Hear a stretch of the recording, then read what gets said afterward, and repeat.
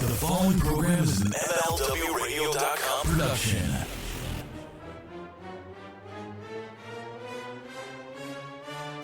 Oh, yeah. Today we're going to be talking about wrestling with debt. How can our listeners lower their monthly payments or consolidate their debt? SaveWithBruce.com makes saving money easy. I was hoping to talk to Bruce. When you save money with First Family Mortgage and Something to Wrestle with Bruce Pritchard, you deal directly with us. Oh, yeah, well, you don't need perfect credit, Even with credit scores in the 500, SaveWithBruce.com makes saving money easy. We want to personally help you get started saving money, buying the home of your dreams, and help you get out of debt right here at SaveWithBruce.com. SaveWithBruce.com makes saving money easy. We make this fast. We make it easy. It's just a few clicks to get you started to saving money immediately. NMLS number 65084, equal housing lender. Mother. Well, they call him the natural as can be. Yeah, they call him the natural. It just comes naturally.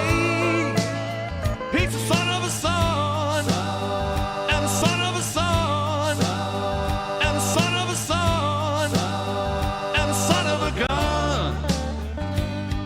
The horse doing the rodeo bulldog, that's the son of a son.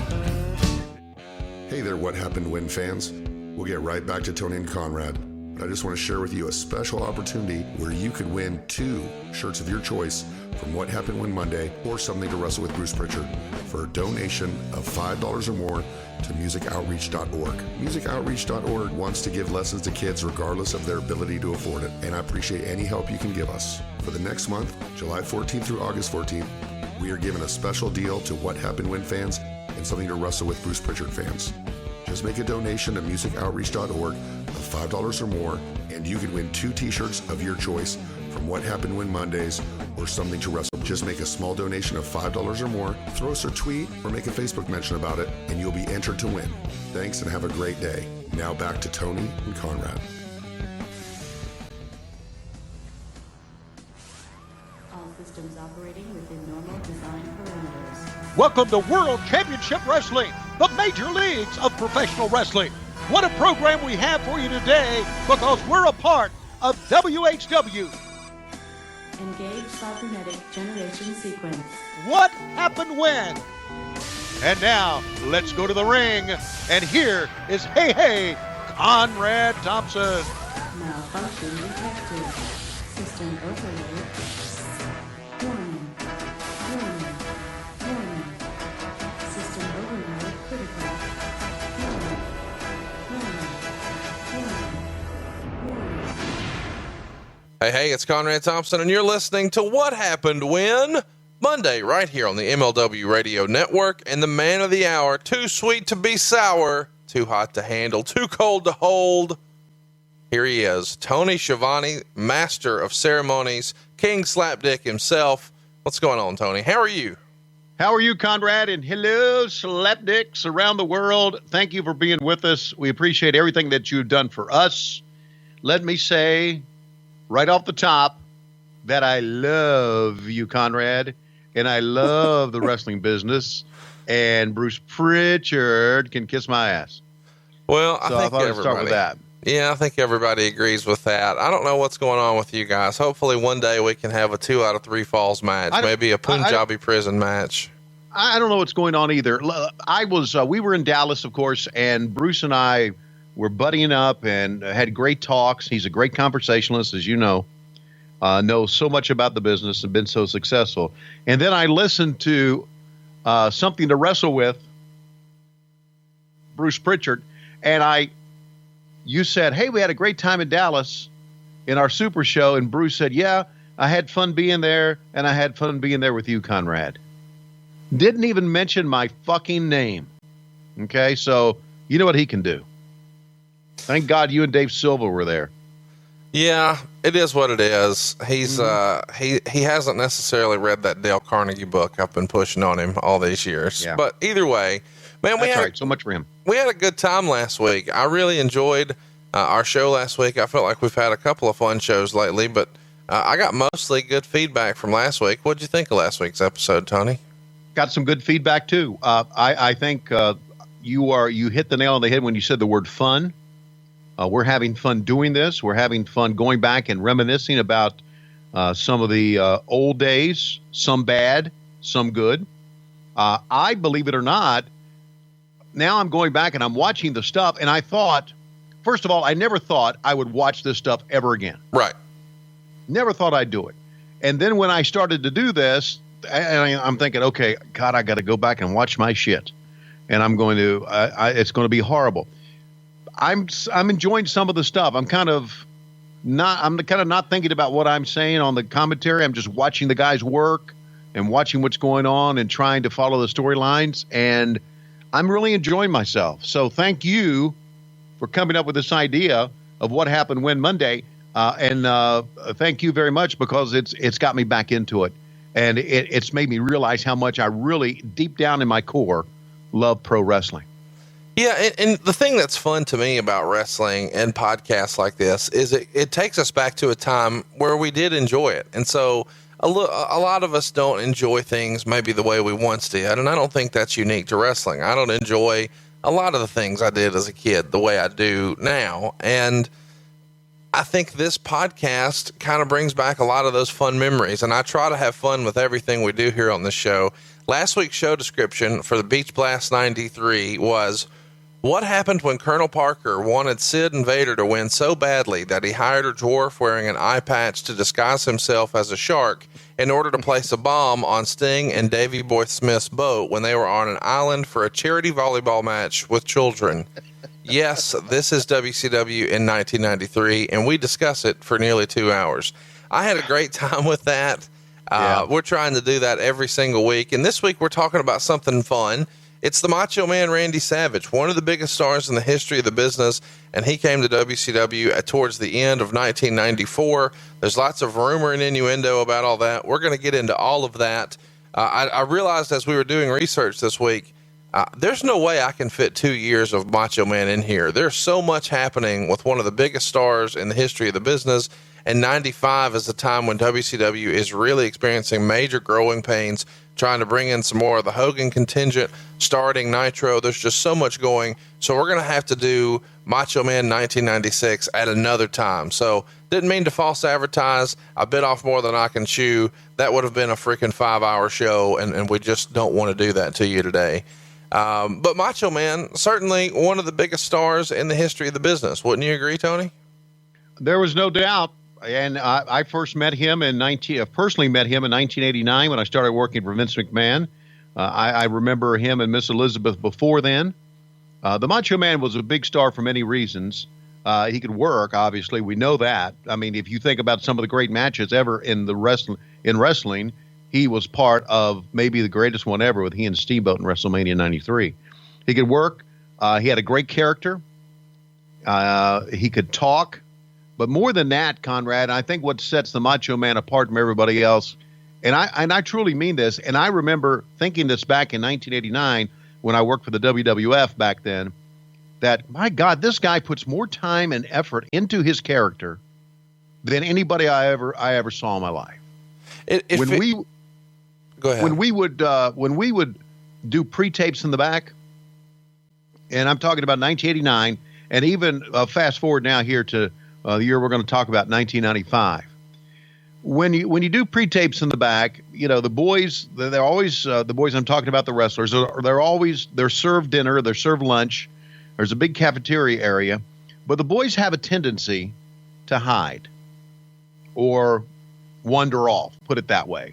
When agents want interviews, when agents want things to go well. I can remember many times where an agent says, "Oh, we're looking for so-and-so, but he's not ready yet." Isn't that amazing when you think about it? Like, here we are in a time where so many wrestlers would love to have an opportunity to be on TV. And when you're on the outside, you're like, "Oh man, if I could just get on that WCW TV or that NWA TV or TBS or the WWF, if I could just get on their TV." And even now, you know, old timers who are working the independent circuit, they would love to be on TV this coming Monday. But once you're in the bubble, you're kind of like, do I have to? Isn't that weird that that's just the way our brains work? Yeah, it's on an individual basis too. Some are prima donnas, some are just lazy, some need Ritalin. They do. They need Ritalin to pay attention. I think a first name comes to mind for you and me, but they would just wander off, and agents would get pissed off, and you would have to slow down the progress, and sometimes you'd be late in getting things done because you couldn't find this guy. That was never the case with Randy Savage. He got to the building, he got into his gimmick, and he was ready to go. He was a professional from the word go. I always respected that about him through the years that I knew him. So when he came to WCW, I absolutely loved him from my year I spent with him in the WWF because I knew how much of a professional he was. I always said guys could really take a tip from Savage, the way he approached everything. And that's why, one of the main reasons, he is one of the big stars in the business. Well, no doubt about it. Now, I do want to go ahead and mention, a minute ago, you referenced his match with Ricky Steamboat, and he said 93. I know you meant WrestleMania 3, 80. But yes. I want to try to save us some tweets there. Now, all right. They're going to tweet anyway. Well, I'm not mad at that. They're going to fucking tweet anyway. Well, if you'd like for Tony to block you, please go ahead and tweet him at Tony Schiavone 24. I really don't block them anymore. I just send ugly tweets back a lot of times. Well, there you go, trolls. Go ahead. Start feasting on Tony Schiavone. He's ready for you. Tony, there was one. Let me say this. There was one troll that showed up on Facebook. Wow, how did he find me on Facebook? And he's a guy from California. I wish I knew his name.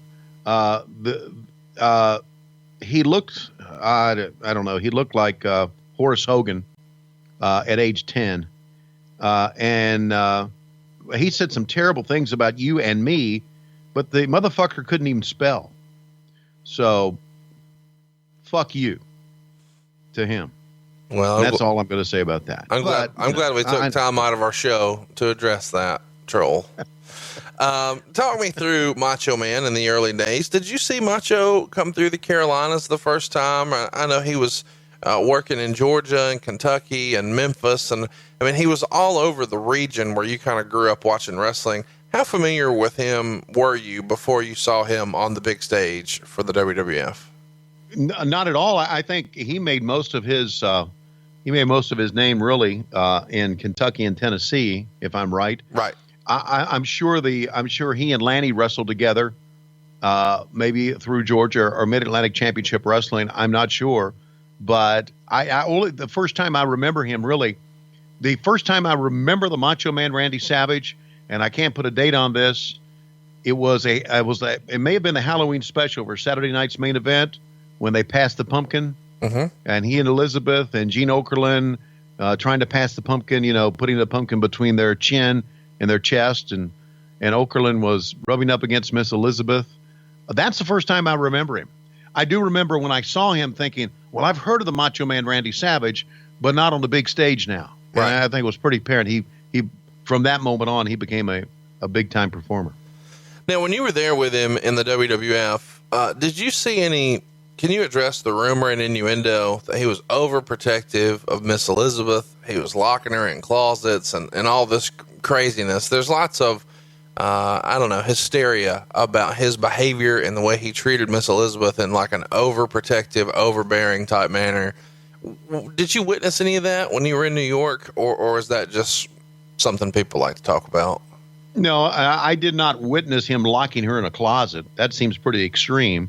Never did hear that story, but I remember Bruce Pritchard. God, I got to bring up his name again. Bruce Pritchard saying, he is really overprotective of Liz, and he was. He really was. He, they were always together. She would never be able to walk out between a pre-tape or the lunchroom or wherever without him being with her. He always escorted her everywhere he went. I'm sure some of that was jealousy, but I think some of that was the fact that Elizabeth was really a good person, and just a fine young lady, and he wanted to shield her from the business, the underbelly, the business, the horrible underbelly of the business, which unfortunately kind of led to her demise. Now, when you're saying the underbelly of the business, are you talking about other dudes or drugs and alcohol? Which obviously, I mean, I guess what I'm asking is, everybody knows how Miss Elizabeth passed away and what all was involved, but right. Was he really trying to be overprotective of her in the sense of, hey, she's, susceptible to drugs and alcohol, or, man, I don't want anybody else I'm marking my territory here? Yeah, that was part of it. Yeah. But when I say the underbelly of the business, you can throw a lot of things in that bucket. Sure. Guys hitting on the girls, right? And drugs and alcohol. But also, as you say, rumor and innuendo, you can throw that in, because the politics in the business and the gossiping in the business, once you get involved in that and get involved in that part of it, it's not good for you. And he didn't think that was good for her. Does that make sense? Kind of just shield her from all that, as we say, bullshit that sometimes was harmless, but sometimes would do you wrong. No, I totally get it. It makes total sense to me. And if I were Macho Man, I would keep Elizabeth as far away from you as I possibly could. So let's talk about kind of how the end of that run happens, because this shocked a lot of people, I think, when he leaves the World Wrestling Federation. Meltzer wrote about it in the November 14th edition of the Observer, all the way back in 94. And a stunning move, the 10-year relationship of the World Wrestling Federation and Randy Savage came to an end over the weekend. Savage in the midst of a serious negotiation with World Championship Wrestling.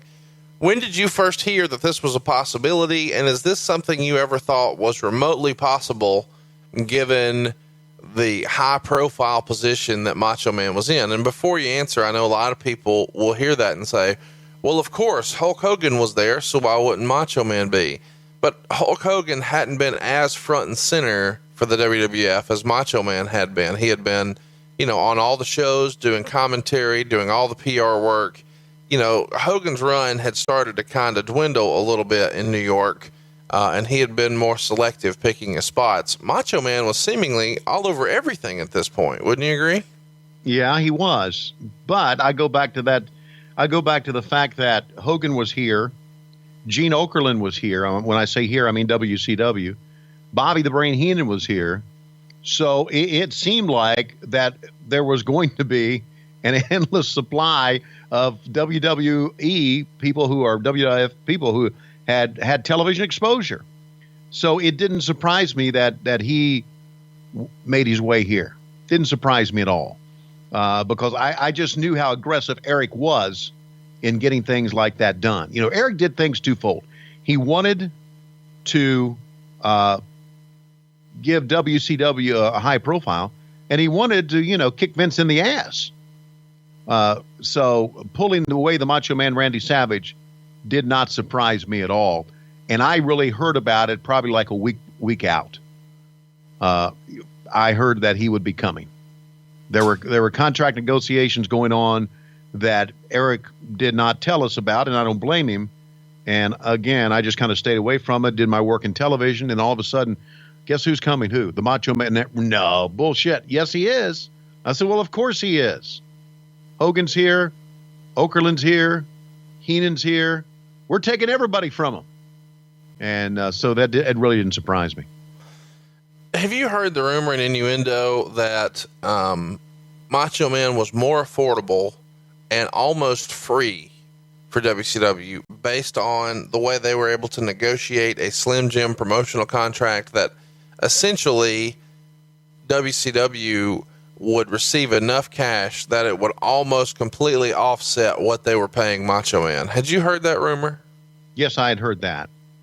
And knowing Eric and knowing his negotiations, I think that probably is valid. Okay. Randy and his Slim Jims, a big part of what he did. We all know that. And Randy wasn't going to work for free. And Eric worked out a deal to where basically the money that WCW would get would be able to funnel to Randy Savage. And it was very affordable for him. It was a smart move. It really was. It's kind of a no-brainer situation for WCW Right. if you can get one of the biggest stars of all time for roughly $500,000 a year, and that seems like big money in 1995. It's big money anytime, but in 95, it's another level. But to know that, well, roughly what Slim Jim is going to pay to promote their product, you can just pay for the guy that they really want. I mean, that seems like a no-brainer deal. Now, there's been lots of rumor and innuendo as to why the Macho Man left the WWF. So let's just go ahead and address them head on.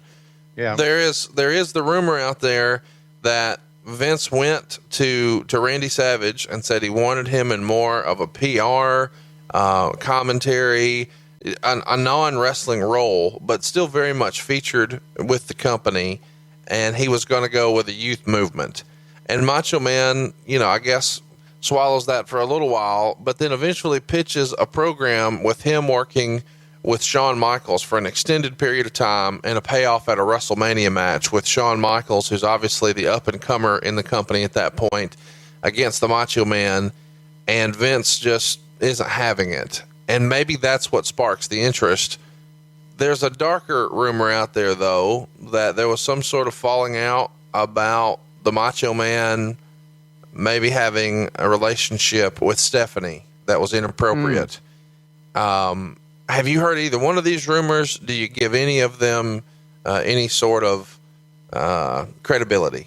I don't know if I give this Stephanie rumor any credibility. That rumor I did not hear.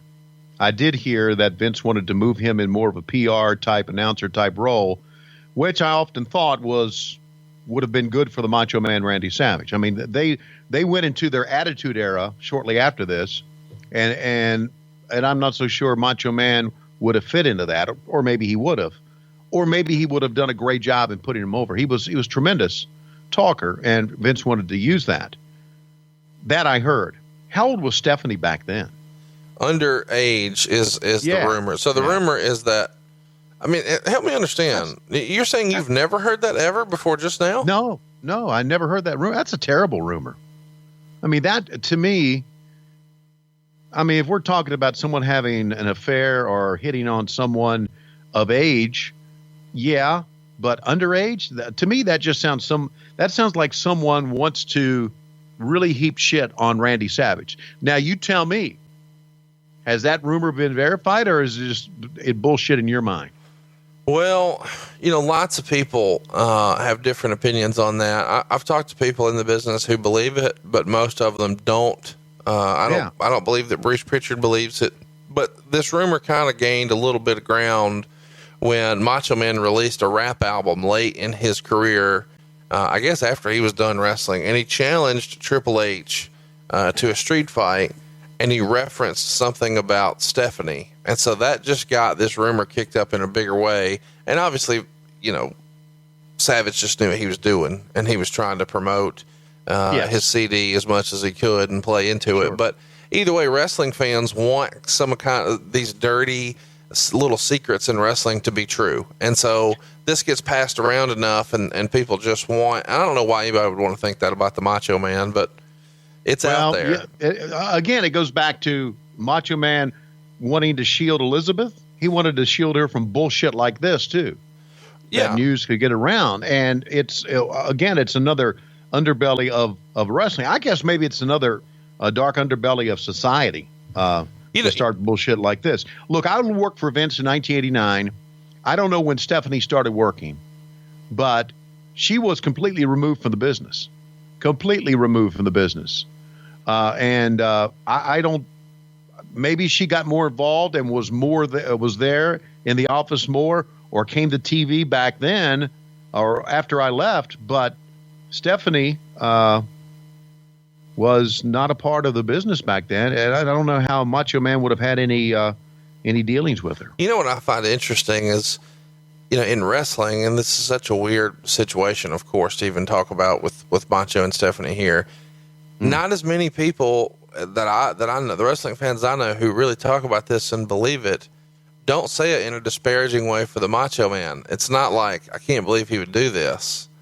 It's like, can you believe Vince is upset about this? It's just a weird situation. Let's talk about another weird situation, because there's lots of Macho Man is one of the more interesting characters in the history of wrestling. And Meltzer had this to say upon discovering the negotiations with WCW. Savage had apparently mended fences with Hulk Hogan after a bitter out-of-the-ring hatred between the two, stemming from Savage's much-publicized 1992 divorce.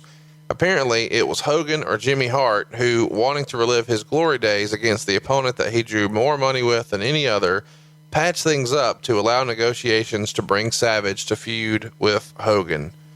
Had you heard this, that Hogan is the one who was campaigning to bring him in?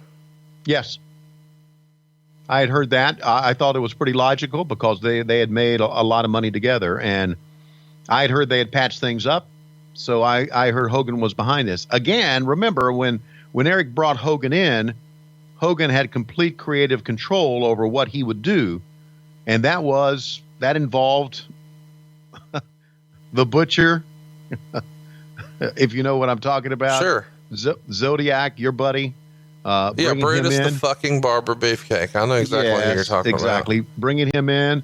It involved him bringing in the Macho Man Randy Savage. So Hogan not only had creative control as far as the storylines are concerned, he had a hand with Eric into, hey, let's get this guy. He could work with me, or let's bring this guy in. We could do something with him. So yeah, Hogan was a part of that. There was no question. Chat me up. Was his falling out about the divorce from Elizabeth? Was that something that you guys knew? I mean, obviously neither one were there with you in WCW in '92, but was the falling out kind of locker room talk that Hogan had maybe played a hand in the divorce or gotten involved to a degree that Macho Man wasn't comfortable with, and now they were estranged, so to speak? No. Okay. No, I again, we're getting back to rumor and innuendo, and I just if he protected her in the business, like we all say, I can't see how that would have happened. Meltzer would write, it's funny when the second biggest grossing day in the history of the company is almost a disaster. Such was the case with Halloween Havoc 94. The preliminary estimates from independent sources put the buy rate at about 0.95%, well under the predicted 1.5 by cable industry analysts, and the 2.0 widely predicted within the company for the career versus career match between the biggest stars in the United States modern era. He's talking, of course, about Ric Flair and Hulk Hogan when you guys put Flair's career on the line at Halloween Havoc. And he's setting the stage here to explain that this is the reason that bringing Savage makes sense, because Halloween Havoc 94 had been a disappointment. Do you think that they were looking for something, and by they, I specifically mean Bischoff and Hogan, since this Flair-Hogan experiment with the career on the line didn't really pay off at Halloween Havoc? Was this like, well, let's just fall back to what we know and let's see if we can put something together with Savage? Do you think that's why they hit the panic button? No, not at all. I think that they again, in wrestling, you're always looking for something new and you're always looking to move forward. I don't think that the down buy rate, as Dave Meltzer reported, was the reason the Macho Man Randy Savage ended up coming there. I think that was probably all in their plans all along, to try to update the roster, to try to make it bigger, to try to bring in the big stars. And I don't think that pay-per-view had anything to do with it. I can see where Meltzer would think that. Sure. But no, not at all. Why would you not want to bring in the Macho Man Randy Savage? Oh, no, I think that makes sense, but I do think things happen when they're supposed to. And so from a timing perspective, maybe it made sense to bring him in right then, or maybe it made sense to wait. It seems to me that you would have maybe tried to bring him in a little earlier in the year so you could build towards Starrcade, but maybe that's me as a fan thinking Starrcade was a bigger deal than it really ever was. No, Starrcade was always the big deal, and as we recall, Starrcade was the first event where the Macho Man showed up after he arrived, and he just showed up to, we'll recall, shake Hogan's hand. And then that led to, of course, a year of him getting involved in feuds and everything, and being a friend of Hogan's, and of course winning the world championship. I don't think you can look wrestling as a year. Say, we're going to start this program like, for instance, Royal Rumble and build up to WrestleMania, or start at SummerSlam and build up to. I don't think you can look at a whole year. You just got to try to do the best you can and make each pay-per-view mean a lot. Starrcade was in many ways our WrestleMania, but it never was WrestleMania, right?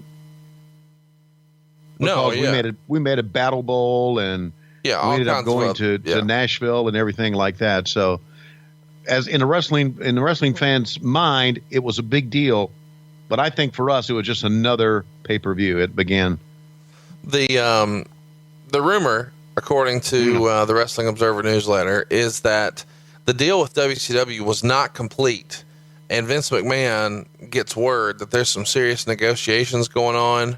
And that is what causes the split. Vince is not happy.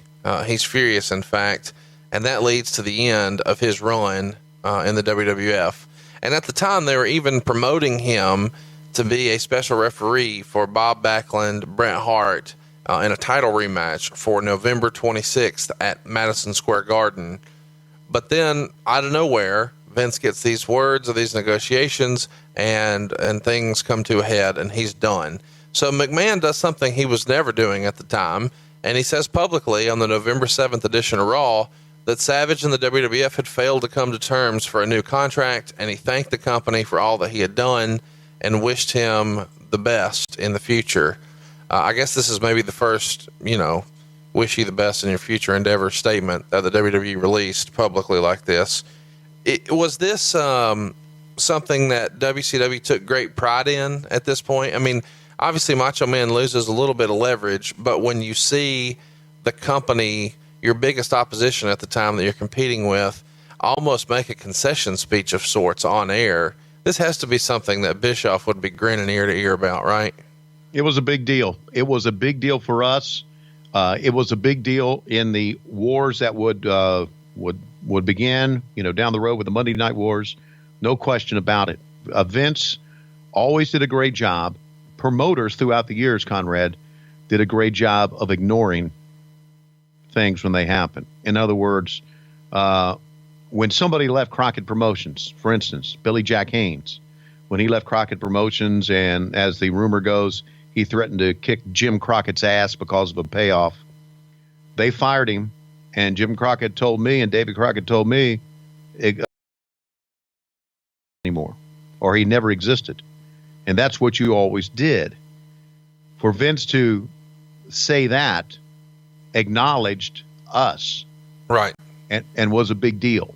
Sure. And there was no question that we felt that it was a big part of what we were doing, and we had succeeded in that. Vince, I always thought Vince was very good at ignoring other promotions. If you go, let's go back now and take a look at WCW compared to the WWF, or the WWF compared to Jim Crockett Promotions. We would say, for instance, Ric Flair is the greatest in professional wrestling, or Wahoo McDaniel is the greatest in professional wrestling.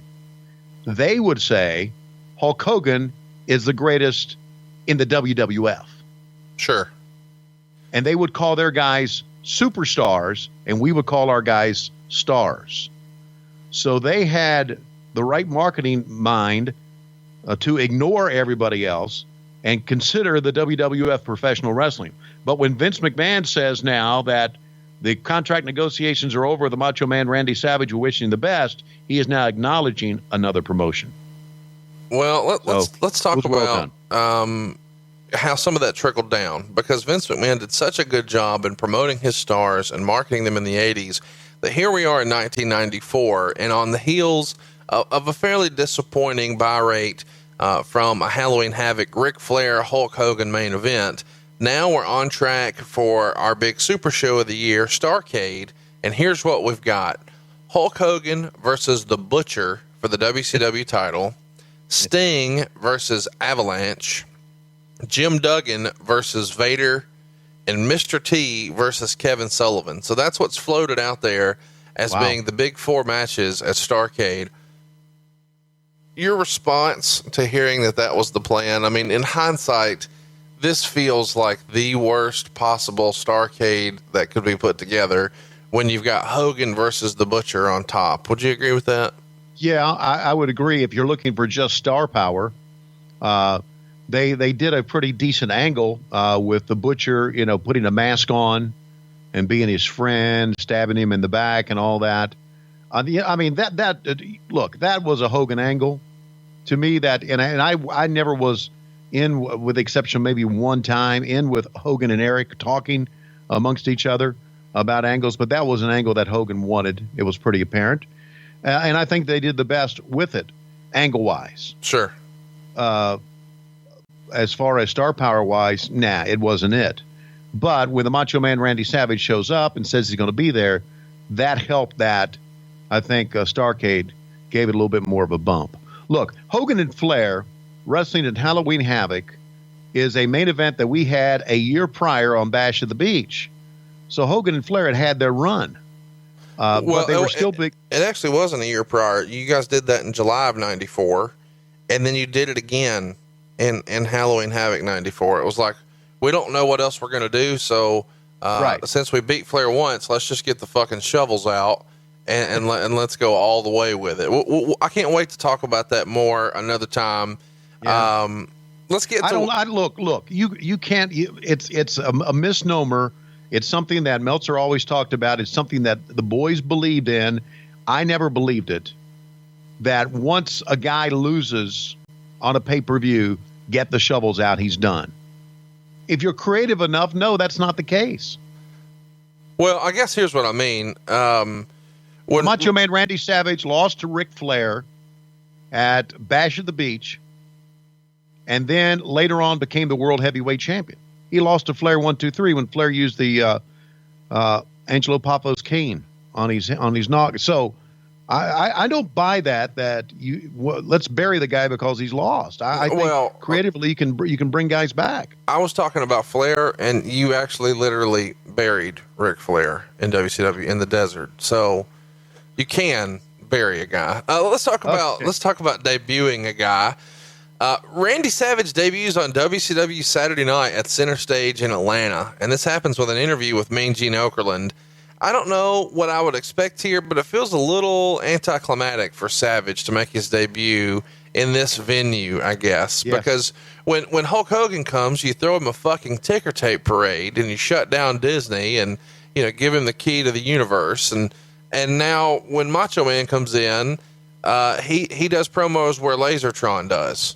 So talk me through why you thought this made sense to have him debut on WCW Saturday night. Well, that was at that time our top show, and we still, but it was done in fucking lousy Center Stage. Sure. Which was, I don't care if you are a big time, if you feel you're a big time promotion like we did. If you have your show at Center fucking Stage, you're not, and you don't come across, because with Macho Man, if you watch that and the music and everything, and you hear the fan response, it is a step above the old TBS studios back in the 80s. That's all it is. And you needed something for Macho Man Randy Savage, something big for him to make an appearance in, a big arena with people standing up. That's what we had. We had Center Stage. And it came across as a popcorn fart. Don't you agree? I think popcorn fart should actually be our next shirt over at ProWrestlingTees.com/WHW. If you haven't checked it out in a while, I encourage you to do so. I had a conversation with somebody yesterday, and they thought the Bill's Glass Bottom Boat Ride Tour shirt is the coolest wrestling shirt ever. He actually has it for him and his dad has no idea what it is. He's just an outdoorsman and thought it was fun.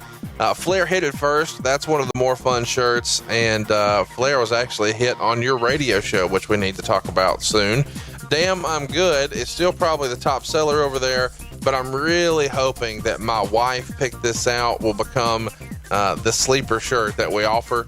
But we've got two brand new ones this week, Tony. We've got Hypothetically, in the Hulkamania style. So it's a red shirt with yellow letters, and instead of Hulkamania, it says, hypothetically, it's Conradism here on the show. But if you listen to our Horseman episode, you heard all about Barry Windham and Tony Schiavone and their outing to the Whataburger with the jalapeno peppers and waking up with a sticky burger on the back of your head. Well, we've got What a Slapdick for you. It looks like the Whataburger logo. It's an orange shirt with the white imprint, and it's even got the Whataburger style print below it. But it doesn't say Whataburger, because that would be illegal. It says What a Slapdick. Pick up one of these shirts right now, ProWrestlingTees.com/WHW. And as always, when you pick up a shirt, Tony actually gives you a call. Tony, I don't know if you saw this or not, but we had a few WWE superstars pick up some shirts this week from me. Did you see that? Yep, I did see that, and I appreciate that. I believe. No, don't say their names. I don't think they want any extra heat. You're fucking persona non grata in the WWE. I don't know why. You're actually more hated than Bruce Pritchard there. So isn't it something? Yeah, that I'm more hated in that place than Bruce. What the fuck did I do? Well, what the fuck did I do? I think it's because you're evil, mean, and nasty. You're evil, mean, and nasty. Like the t-shirts over at ProWrestlingTees.com/WHW. Pick up a shirt. You'll be glad you did. I feel like we should talk about, this timing of Macho Man's debut here, because in his interview with Mean Gene, he announces that he's going to be at Starrcade and that he wants to confront Hulk Hogan, and he's not sure if he's going to slap him or shake his hand. And Meltzer says this was about the best thing WCW could do with him at this juncture, since without that intrigue, Starrcade is kind of a dead show, and having Savage wrestle on the show wouldn't really help it. But if you promote that, is there heat? Is he with him? Is he against him? What's going to happen when Hulk Hogan goes nose to nose with the Macho Man? Tune in to Starrcade to find out. That's about as good of a hook as you can get. Wouldn't you agree? In light of the lousy card, it is.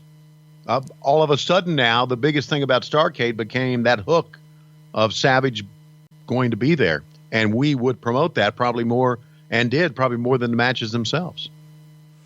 Now, of course, at this time, the litigation stuff between WCW and the WWF starts to really get ramped up, and it will continue through the end of WCW. It was reported that WCW was served with legal papers from Titan a few days prior to Savage appearing on Saturday night, and they were claiming that Savage appearing on WCW TV would constitute a breach of contract with his agreement with Titan. I don't know how that's possible. Meltzer admits that he doesn't know all the legal particulars at that point, but normally there's some sort of ruling that would keep guys from appearing on a competitor's TV for X number of days, and usually it's 90. Sometimes it can be 30 or 60 days, but sometimes it's as many as 90, and that's kind of what most of us are familiar with. Do you remember there being some talk in the office about the WWF trying to prevent him from appearing on TV? Yes. WWF did a lot of things to try to legally to try to fuck us up. So that was just another one of those things. I mean, it's pretty apparent that, as we went forward and as we were doing well, Vince had sent letters to Ted Turner and alerting Ted Turner as to what was going on his television stations to try to get Ted Turner to shit on us. So yeah, that happened. That happened a lot. There's in the Wrestle Wars that we talk about, and the Wrestle Wars that are on the WWE network about the Monday Night Wars. That's just on the surface, man. There's a lot of shit that went on underneath. Legal battles, threats of suits, injunctions, if I can use that term. That happened a lot. And you may call that dirty practices, but hey, you know what? That's business, trying to protect your ass, right? Totally.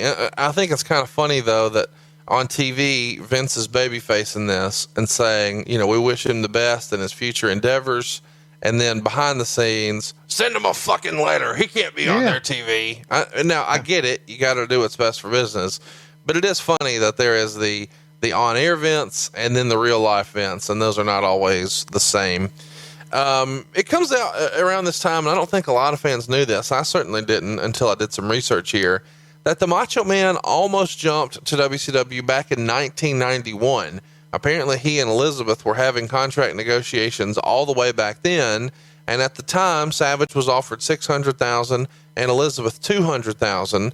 Ultimately, though, they turned it down and they didn't make the jump. Of course, as we know, they stuck around the WWF a little while longer. Do you recall any rumblings back in 91 that Savage may be imminent? Not at all. Okay. Not at all. So maybe that's just all bullshit, rumor, and innuendo. Here, though, it's reported that Savage is coming in 95 for $425,000 a year for a 2-year deal. Does that seem like that money would be about right in your mind? Yes. Okay. Yeah, that's right. So let's talk. Am I doing my greatest Bruce Pritchard impersonation, just giving you one word answers? No, I'm not frustrated. Yeah, but I haven't mentioned. You can always tell when I get a little frustrated on the show because I will pivot to Tom Zink talk or Medusa or Deborah or something like that. So that means that means you're getting frustrated. That means I think the show is dying and you're not giving me very much. So I'm gonna just make fun of you for a minute. All right, I thought that was just you giving me shit as only you can do. It but is. I guess that's twofold. Okay. By the way, I got a lot of feedback this week that people think I'm bullying you, and I thought that was hilarious. Really? Yeah. I don't know. I don't know. It's a weird deal. It is weird. I'm sorry. Go ahead. There's lots of rumors, of course, that when Savage comes in, he's got to be figured into the title picture. He's been a main event player everywhere he's been. Would you have thought that immediately he would be programmed with Hulk Hogan and then they would be in a title feud and it would be Hogan Savage for the belt? Because as we're going to discuss, that's not what we got. But is that what you thought we would get pretty quickly? Yes, it is. Why not?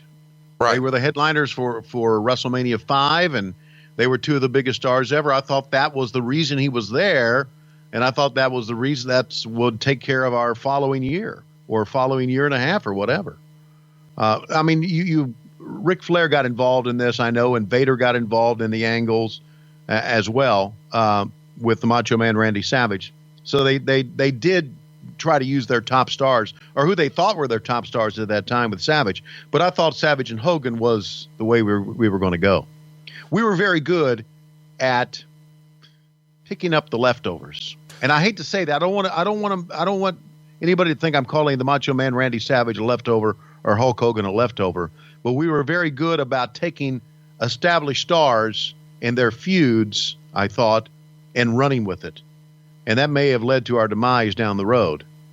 But, yeah, I thought it was going to be Hogan and Savage. Well, I think everybody did. But ultimately, as we know, Starrcade rolls around. It gets an overwhelming thumbs down in the Observer, 78.3%. In our main event, we see Hogan pin the Butcher. And after the match, Macho Man does a run-in and shakes hands with the Faces of Fear. And so it looks like at this point that everybody is about to ambush Hogan, including Savage. But instead, Savage turns on the heels and helps his brother, the Hulkster, and they shake hands and do their pose-down routine. 3/4 star in the Starrcade recap in the Wrestling Observer newsletter. What'd you think of this as an actual debut for Savage? Obviously, he did his interview with Mean Gene on Saturday night, but he's here and after the main event of Starrcade, and he's teaming with Hogan, not necessarily adversarial with him. Did this feel like a popcorn fart, as you mentioned earlier? Not really. It at the end of it, with he and Hogan in the ring, again, you go back to this one thing, good or bad, what you think of it, you always wanted to try to give the fans something at the end of a pay-per-view that made them happy. And I thought seeing Savage and Hogan together made the fans happy. I think Savage helping Hogan had a pretty good reaction, although the show itself was the shits. The end shot that we had, or the end of the show with Hogan and Savage together, to me, made WCW look like it was really big time now. Here we have the two biggest stars within the last, 10 years or so of the WWE, and now they were with us, and now they are together, and here we are, and pop a big bird to the WWF, and we're moving forward.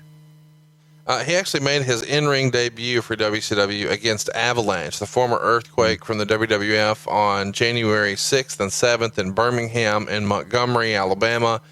he was replacing Sting on top. Sting was supposed to be in the ring with Avalanche, but according to the newsletter, Sting was tired from his long trip from Japan, and also from Dave's report, quote, Savage only got polite applause each night, and the matches were pretty dead. Do you remember these two shows? Did you happen to see these? You didn't? Okay. No, I did not. Polite applause. Polite applause. Polite applause. One of his bullshit minions must have sent him that. You know who you are. I do. You. Go ahead. January 10th. Were you at that show? I was not. I was not watching wrestling here in January of 95. I would have been, though. At the time, I was living in Gunnersville, Alabama, so I wouldn't have been too far from Birmingham. Well, wait a minute. You weren't watching wrestling back then? I was not watching wrestling in January of 95. What the fuck were you doing? I was being a normal, well-adjusted teenage boy. Okay, but prior to that, you had been watching wrestling, right? Yes, I was a slapdick kid who had not yet discovered girls. By January of 95, though, my focus had pivoted a little bit. Okay. This is a Conrad intervention here we're doing. So as a young buck, preteen, you loved wrestling. Sure. Once you started getting hard-ons, you dropped wrestling. When I got hair on my peaches, it did wane a little bit. I was like, you know what? I don't know that I want to watch the guys roll around anymore. Maybe I can find something else for a little while. Ah, got it. So Conrad gets some pussy for how long? Well, you probably still are. I'm 36. Okay. It's 10:30 in the morning right now, so 12 hours. So, all right. So now we move forward. When did you pick back up starting loving wrestling again? The very next year. Really? It was only 1 year? Well, it wasn't 1 year, but I got back in 96 when I'm flipping through the channels and I see Hulk Hogan in all black, and I thought, wait a minute, what is this? Hulk Hogan's red and yellow. What's going on here? Yeah. And that piqued my interest. And then I thought, well, hey, I think if WCW has a show on Monday now, I think there's a show for the WWF. Let me click around. Yeah. Oh, cool. Wait a minute. Is that Cactus Jack? Is he wearing a mask? What's going on here? Boom. I'm back. I'm back in. Wow. Now, I'm telling you, Slapdicks, you're listening to this story for the first time like I am. This is quite a story because, Conrad, you know everything. No. You took a break. Oh, yeah, you do. You're more plugged in than any motherfucker I've ever been around with in my life. But you shunned away from it for a little while, which is amazing to me. How about this? I never saw Beach Blast 93 until last week when we covered it. Now, I watched everything around it and I did all my research and I was well prepared, but I didn't watch it 93, 94 or 95. It was 96 before I got back in. But I came back in, when Stone Cold Steve Austin is about to get the push of a lifetime, when the NWO has just started to, plant some seeds, and it was a great time to be a wrestling fan, man. Yeah, it was. And I guess now that I think about it, you stepped out for a year, I stepped out for 16 years, so we're even, right? Yes. I've always loved wrestling, and I stepped away from it, so I understand. I tell you what, I couldn't do what you did, though. This whole traveling shit, this is for the birds, and I'm only doing it like twice a month, and you're doing it all the time, so... And you're in your 30s, and I love travel. It's for each his own. So anyway, our intervention with Conrad Thompson has come to an end. Bully, you may continue. Thank you. I love that. That's going to be my new shirt. I'm getting a Bully shirt. So they do a program on January 10th, and this is where Jean-Paul Levesque actually loses to Dustin Rhodes, and Randy Savage faces off against Arn Anderson. And this comes to a conclusion when the entire stud stable, Dick Slater, Bunkhouse Buck, and Blacktop Bully interfere. And this is an attempted reboot of the stud stable from its heyday in Continental Wrestling. Savage was rescued here by Sting and Dustin Rhodes. And this leads us to a 6-man match that's going to be taped the following day, where we've got Dustin, Sting, and Savage taking on Dick Slater, Bunkhouse Buck, and Blacktop Bully. This feels like you guys have fucking nothing for Randy Savage to do here. Well, we don't. We're doing the best we can with a big star. It's amazing to me that he's positioned as a babyface when it feels like if he was the heel, all of a sudden you've got plenty of matches to make. But thank you, Mr. Booker. You disagree? Well, I mean, Sting versus Randy Savage would have been cool here. Instead, we've got Dick Slater and Bunkhouse Buck and Blacktop Bully. All right. I'm with you on that. I agree. Okay. I'm with you on that. So I am a pretty good booker. Fuck you very much. So Clash. Apparently you are. Clash of the Champions goes down on the 25th of that year. And it doesn't do huge business, but it does go ahead and draw a sellout of 3,500 fans, 2,300 paid. They had higher ticket prices than normal. Here, check out what was a high ticket price in 95. 50, 40, 25, and 15. The gate topped 60,000. So from a gate standpoint, it's the biggest Clash ever. And a lot of people are going to be critical of the low attendance, but it is being done on a Wednesday afternoon at 4:30. Because they're doing this in Las Vegas. So they've got to do this at kind of an odd time. The show does a 3.5 rating. Over 2 million people see it. And here's what they're tuning in to see. Hulk Hogan and Randy Savage tag team to take on Kevin Sullivan and the Butcher. The match goes about 11 minutes. The Butcher got the sleeper and Hogan goes out. Savage drops the elbow off the top onto Hogan, and Hogan pops up and makes a comeback. This has been dubbed by some, I guess, the reviving elbow. What'd you think of this? Do you remember this angle? Did this make sense? Or is this the stupidest fucking thing you've ever seen for him to use a finisher and essentially just give life to the immortal Hulk Hogan? Yeah, it was a stupid thing. Yeah. Yeah, I agree. I didn't buy that at all. It gets half a star, or a star and a half rather. And it feels like, Meltzer is kind of being critical of Savage in the newsletter. Surprise, surprise. He's kind of putting over that he's well past his prime and he's not where he can put on decent matches like he could in the past. Let's fast forward. You know why he's writing that? Because Savage isn't calling him and giving him the scoop. That's exactly right. Yeah. Remember this, and you heard it here, and it's the truth. Well, I'll tell you, it's evident when you read some of his stuff. You know, we just recapped this past Friday on Bruce's show, a match from 1998 with Terry Funk, where Meltzer could not put over that he was the best wrestler in there and he wasn't being treated fairly and blah, blah, blah. Meanwhile, a match from 98 with Hulk Hogan would be, oh, he's such an old guy. He needs to get out of the way, make room for the young guys. And Terry Funk is considerably older at that point than Hulk Hogan. Right. It's a double standard based on who his friends are, but I get that because we do that here on this show. So yeah, I agree.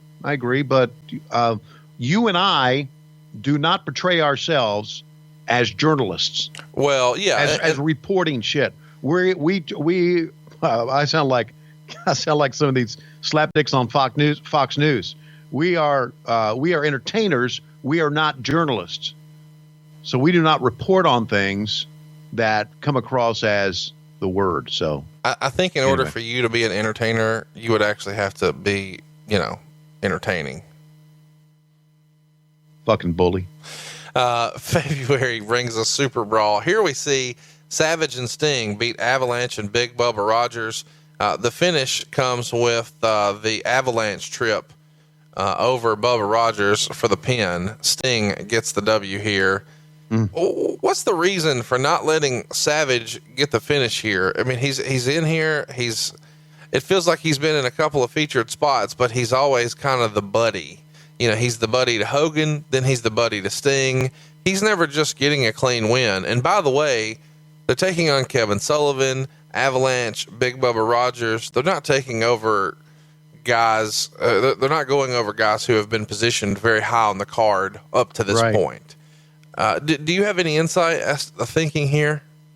No, I don't have any insight as to the thinking, but I mean, at playing armchair quarterback like we always do, it was obviously the wrong thing to do. If you want to position the Macho Man Randy Savage as the big star, you have the big star go over, right?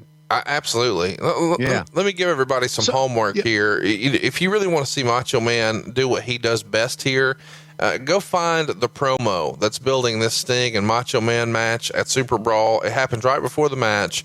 You can just YouTube or look it up in your Google machine. Quote, Macho Man is not talking. And you're going to see a phenomenal Macho Man promo. Some of the best promos in the history of the business were from the Macho Man, right, Tony? They were. And there could be, and there probably could be, there was the problem right there.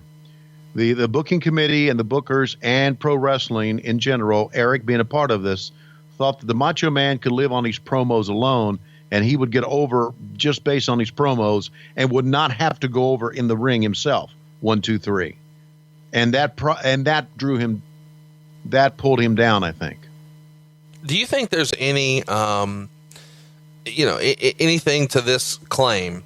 I would believe that Macho Man was brought in to help boost some of the house show business that Hogan was just not going to work. And here's where I get to this theory. After Super Brawl, Macho Man is wrestling at TV tapings and house shows at all the small venues. He's basically headlining the shows that Hogan's just not going to come near. Usually he'd be tagging with Sting against Avalanche or Bubba, and they're going to venues that are like 1,500, 3,500 folks, and they're all over the place. Amarillo, Waco, Center Stage, Gainesville, Florida, even Milwaukee. But part of my thinking is, hey, Hogan has worked himself into this great contract where he does the big shows, but he doesn't have to do any of the smaller shots. We still need to sell tickets for those to be viable. Let's see if we can't get Macho Man under contract. We know he'll do it, and he could help us see an uptick in the house show business. Would that be part of the plan of bringing him in at this point, you think? That was part of the plan. But also realize this, part of Eric's plan eventually was to get rid of house shows. Right. So they bring Macho Man Savage in. You're going to work house shows for us for a little while, but we're going to get rid of them if you'll just help us out for right now. That was part of the intrigue of coming to WCW. Eric wanted, and I think Eric was right. House shows were a thing of the past. We weren't focusing on any house show.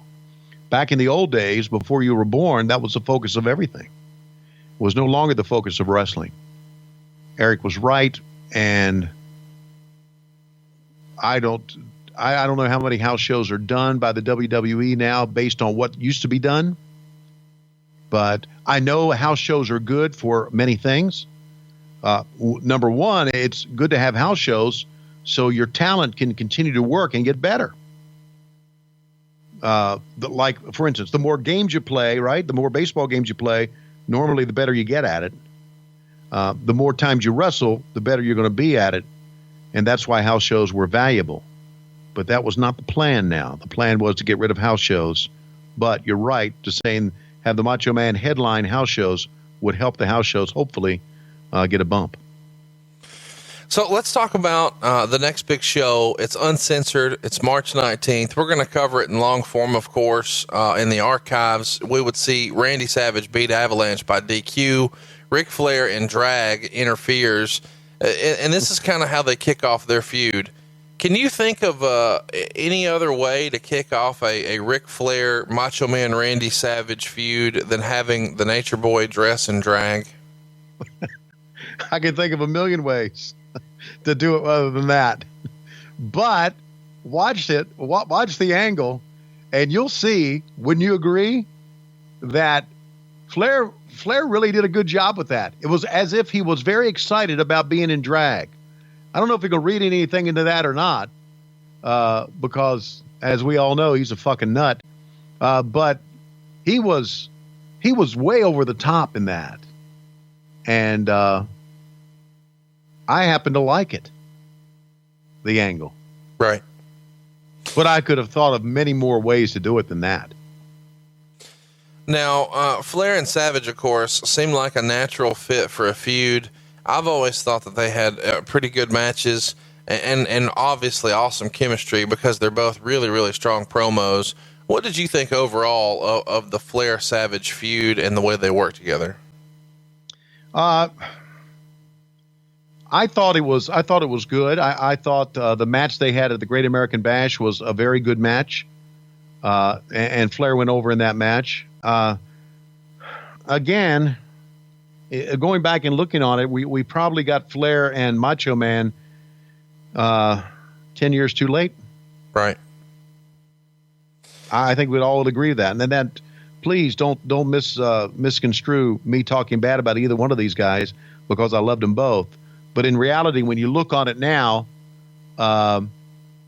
it was too late in their careers. The next big pay-per-view is Slamboree 95, and this is one of the shows where they have 5 folks go into the Hall of Fame at Slamboree, and the guys who were selected here were Dory Funk, Dusty Rhodes, Antonio Inoki, Wahoo McDaniel, and Angelo Poffo. And don't mean to be ugly, but it feels like Angelo going in is probably done as a favor to Randy Savage. Do you have any insight for that? It's done. Yeah, it is done as a favor to Randy Savage. And I guess Hall of Fames in wrestling today are done the same way, right? Sure. Yeah. Meltzer would write at the time, talking about WCW Slamboree, nobody seems to be disputing the buy rate as a disappointment. It brings up the obvious questions as to why, particularly when it's pretty well proven with WCW that it's the main event that is the biggest factor in drawing. And on paper, from a marquee standpoint, this was an excellent main event. Vader is not a drawing card on his own, but has proven with both Flair and Hogan that under the right circumstances, he can be in a headline match that does big business. Randy Savage isn't a drawing card on his own anymore either, but is a celebrity and certainly shouldn't be a weak link in keeping people from buying a tag match on top. If the pay-per-view was the return of Flair, who is the biggest star in company history, and Hogan is the greatest drawing card in the United States of this era. So why do you think this didn't draw better? Is it because tag matches just weren't drawing in 95 on top? Do you think that's it?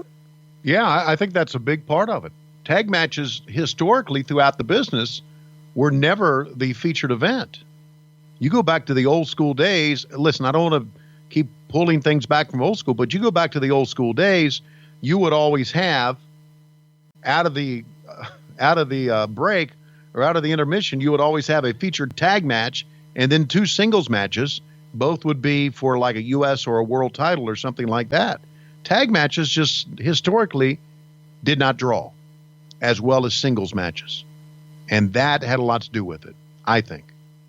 Overall, though, Slamboree, not very well received. We'll cover it, I'm sure, in long form in the future. It gets 78.8% thumbs down. Savage is on the match, tagging with Hulk Hogan. They take on Flair and Vader. They go about 19 minutes.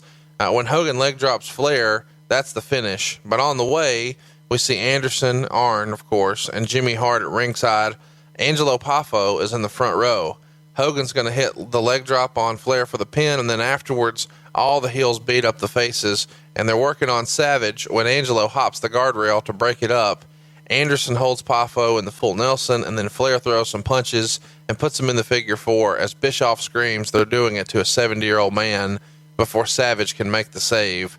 Star and 3/4 is the rating from Dave Meltzer. How effective, in your opinion, Tony, was bringing in Angelo Poffo to get heat like this? It is something that's a tried and true formula. And how did you think that it was pulled off here by Angelo? I thought the figure 4 and the fact that Arn was stomping on Angelo during the figure 4, I thought was tremendous heat. Right. And I thought it all was a pretty good angle. I don't know why you would give that angle. Is that what he gave? What, 1.5 stars or 3/4 stars? Star and 3/4. Not a huge rating, but was that for the match or for that angle itself? For the match. Okay, yeah, throw the fucking match away. Right. But for the actual angle itself, with Angelo coming over the top and them jumping on him and Bischoff screaming he's a 70-year-old man, I thought it worked very, very well.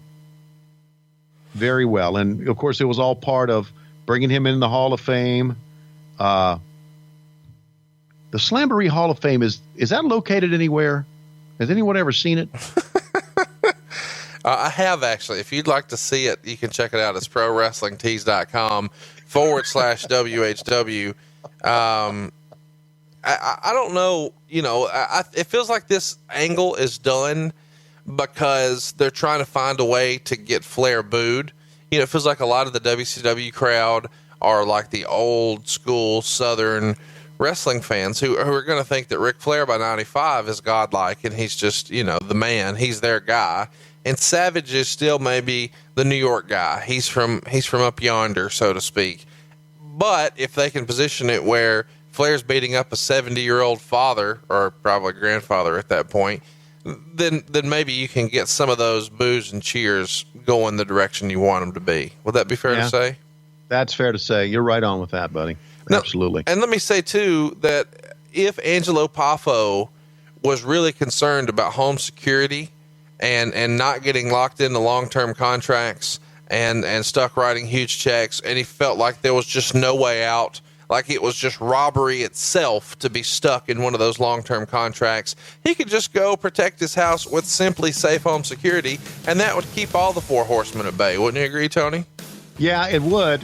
And that's one of the things that we think, Conrad and I think, are so important about Simply Safe. You want to keep your family safe. I understand that. We all do. You want to keep your home, want to keep the Conradison safe when you're not there, or even when you're there late at night. But I think just as important is to try to keep you safe from the predators who are out there who can rip you off every day. I mean, you can go into your Google machine and type in home security, and who knows what you're going to get. And who knows what type of contract you're going to be stuck with. Writing huge checks, no way out. That's robbery itself. And that's why Simply Safe has no contracts. And no commitment, no lock-ins, period. It really is that simple. I did some research on these guys before I signed up personally. I found that the homie who invented it was from Harvard. He's a Harvard-educated engineer. That makes me feel a little safer. And this gimmick, it's wireless. It's portable. It has a cellular connection built in. You know, back in the old school days when my house was built, you actually had to have a traditional phone line. You don't need that here. It has a cellular connection built in, so you're good to go. And most importantly, you get professional monitoring. It's going to go straight to the police. Your house is safe and sound around the clock. It's 24/7 protection, and it's only $15 a month. Now, a lot of places are going to charge 2 and 3 times that on a monthly basis, and that's when they lock you into a contract. There's no commitment here, and it's only $15. It's unbeatable protection. It's what I'm using for the Conradison. Tony's getting one. It's a great value. There's no contracts. And right now, they've got their biggest sale they've ever had. Tell them about it, Tony. Yeah, right now, saving bigger than ever because it's the summertime, and a lot of times that's where break-ins occur during the summertime. You can get $100 off the special Safeguard package. Only thing you got to do is go to simplysafe.com/listen to get the deal. Again, simplysafe.com/listen. Get the deal. That's $100 off the special Safeguard package. Simplysafe.com. Remember, the sale ends soon. Simplysafe.com/listen. Conrad, when we first moved to Atlanta in 1990 and I left the WWF, why did I ever do that? I left the WWF. We got a security system for our house in 1990, and they had to poke holes in all the walls. And you know how much they charged us for monitoring a month? $90 a month. 90. Wow. And that was back then. How much you think these people are charging people now? Oh, well, with Simply Safe, it's only $15 a month. How about that? So, hey, if you want to keep your shit and the slap dicks out, Simply Safe is the way to go.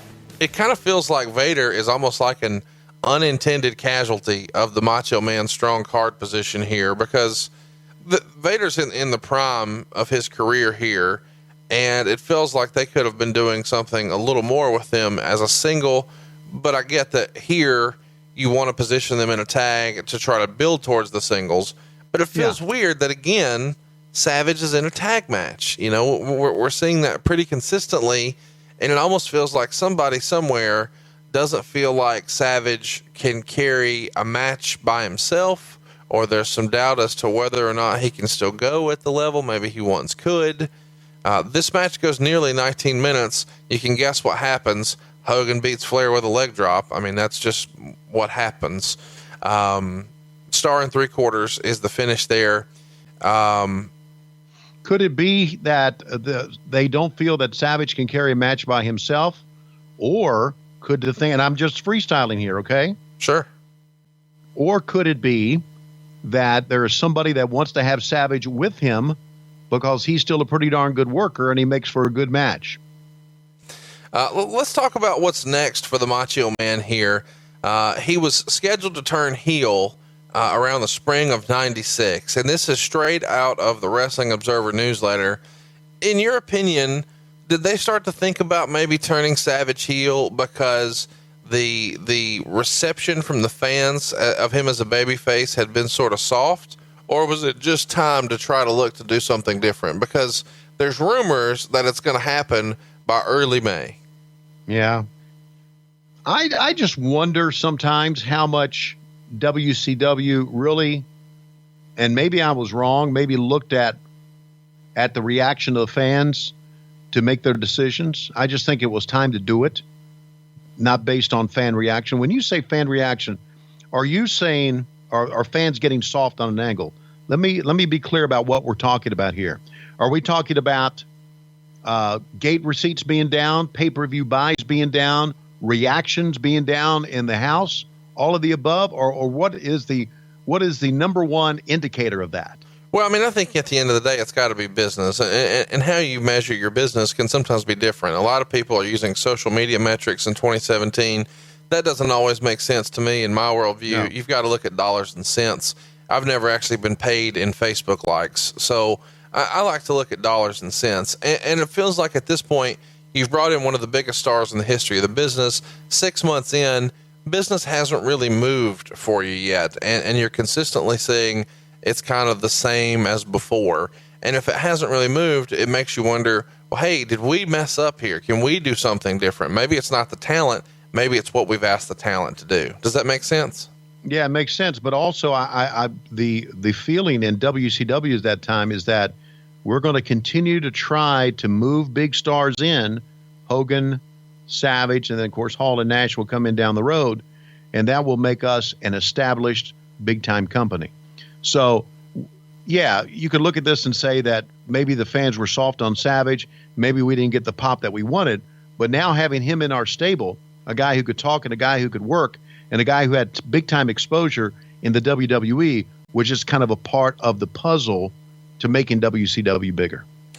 In May of 95, Steve Austin reaches the height of his frustration in WCW and gets a meeting with Eric Bischoff to try to work things out.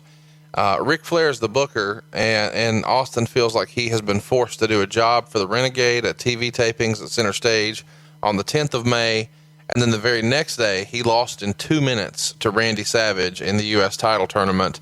And Austin has been on record, for years, saying that Hogan cronyism was like the main reason he felt like he needed to leave WCW, that there was going to be some sort of glass ceiling, that if you weren't inside of that bubble of Hogan's buddies, that you were never really going to get the push you deserved. Do you feel like that's a fair assessment by Stone Cold in hindsight, seeing him lose in 2 minutes to Macho Man and having to lay down for the fucking Renegade at Center Stage? Losing to Macho Man in 2 minutes, to me, the old theory was something we've talked about on past podcasts. Losing to the Macho Man, Randy Savage, or anybody in 2 minutes, I never thought hurt anybody. Right. Losing to the Renegade is another story. But Steve Austin was right. There was cronyism going on. I was told when I went to the WWE or WWF in 1989, they said, there's a lot of politics going on. You got to be on the right side of people back then. And of course, that was back during Hulkamania days. Not that I'm blaming Hulk for everything, but as we now move forward and I move to WCW, the politics starting again.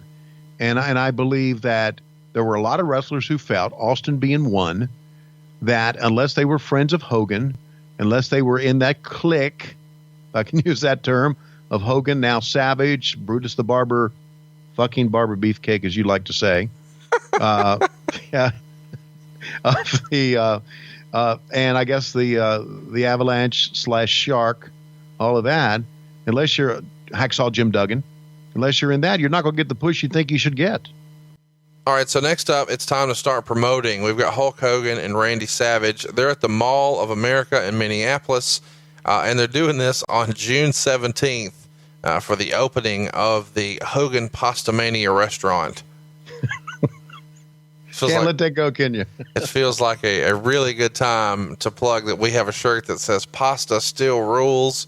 It's available at ProWrestlingTees.com/WHW. And I strongly recommend that you go listen to our very first episode about Monday Night Nitro. It's the first Nitro, and we have an interesting conspiracy theory about Pastamania there.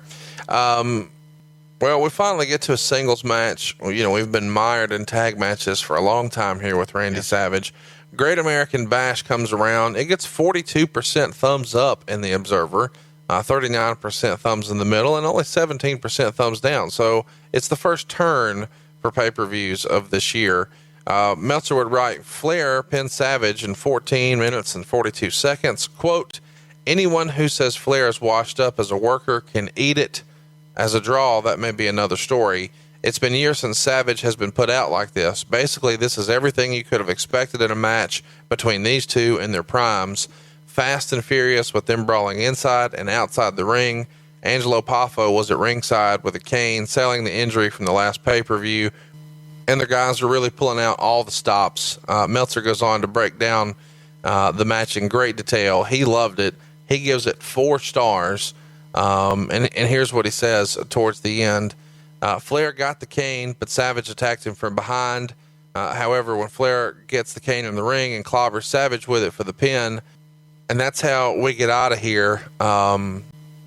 Ultimately, though, we do see Poffo without a cane walking perfectly, and he's helping Savage to the back, which is kind of fun.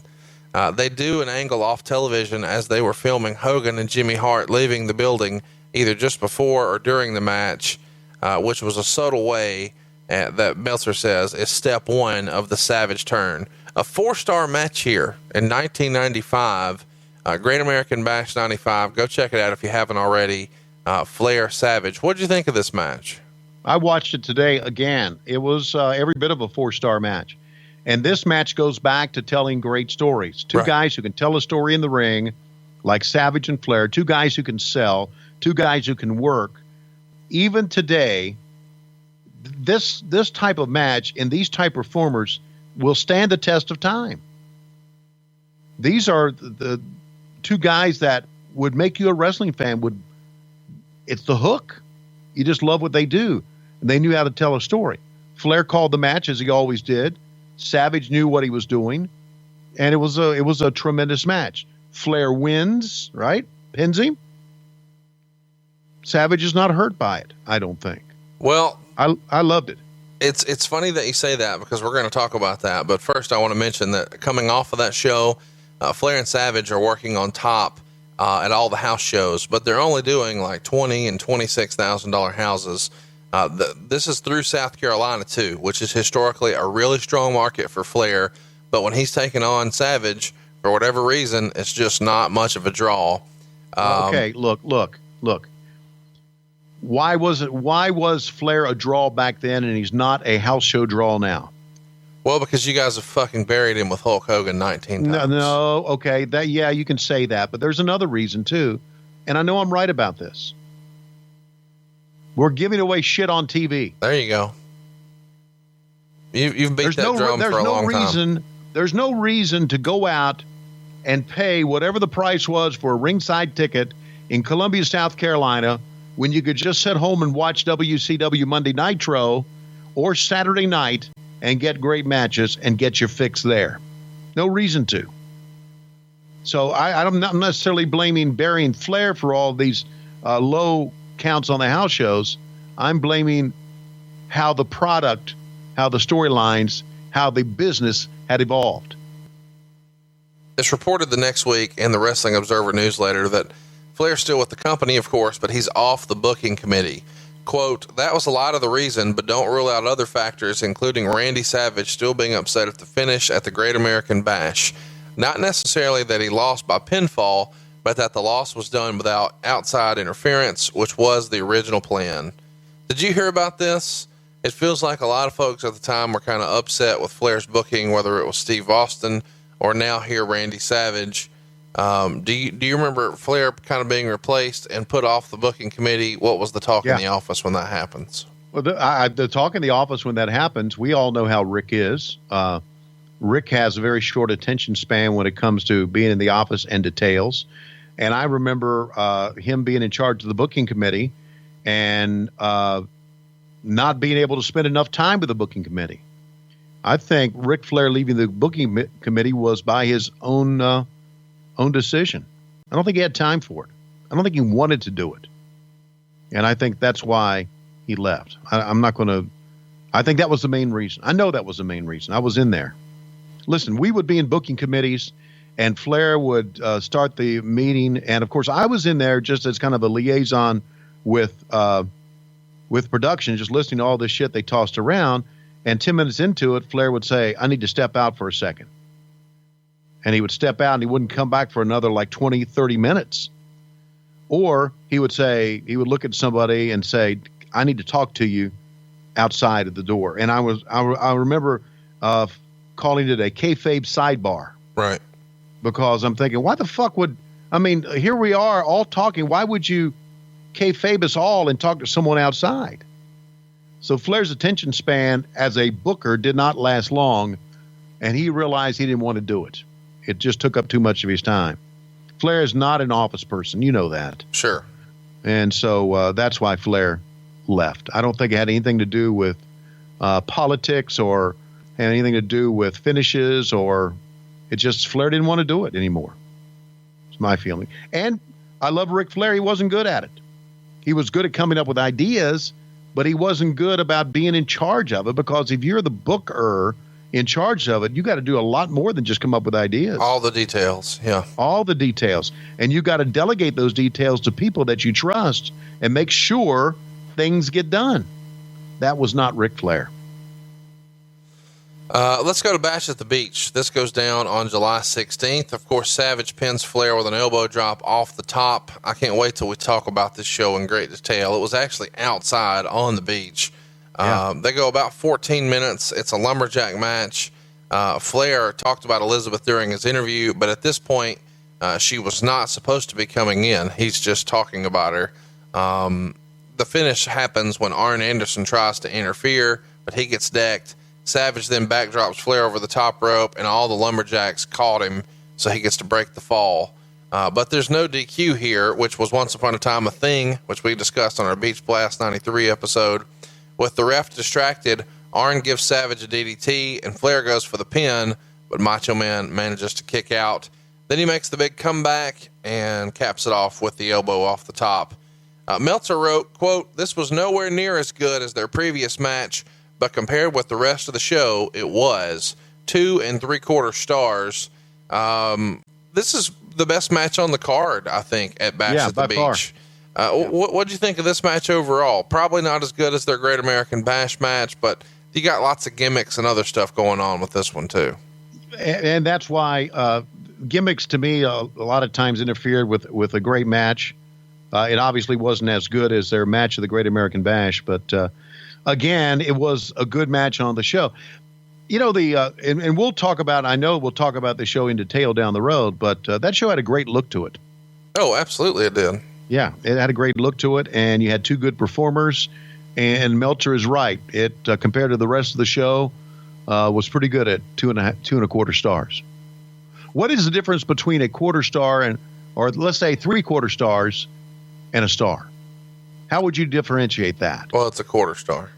That's okay, I know what it is in reality, but what makes me fucking bully? What makes it that way? I don't know. I understand. To me, it's thumbs the up. It's two the thumbs up. I don't know. If it takes place in Japan, it gets an extra star. Yeah. If Flair's involved, it gets an extra half star. Okay. If Hogan's involved, subtract a star. It's like a drinking game, I guess. Yeah, I guess so. Or, maybe Meltzer sitting in front of the TV, and if he got a Woody, he'll give it 1/4 of a star. If he jacked off to it, he'll give you 3/4 stars. If he happened to have something at the end of the jacking off, he would give it a star. Okay, so what's next? We're talking about Randy Savage. He's saying that at the Clash, he and Sting are going to be watching Hogan's back against the Dungeon of Doom, and he says he's going to be ringside doing color commentary during Hogan Kamala for the August 6th Clash. At this point, we've got Savage watching Hogan's back instead of having his own thing going on, and I guess we're kind of putting a pause on the Ric Flair feud. That Clash in particular did a 3.5 rating. Hogan on top, which is the main event, only does a 2.1. They only go about 4.5 minutes. Hogan wins by DQ, and this happens, of course, because Kevin Sullivan interferes. Hogan did kick out of the big splash and make the Superman come back, doing the whole boot to the face and the leg drop, but that's when Sullivan comes off the top rope.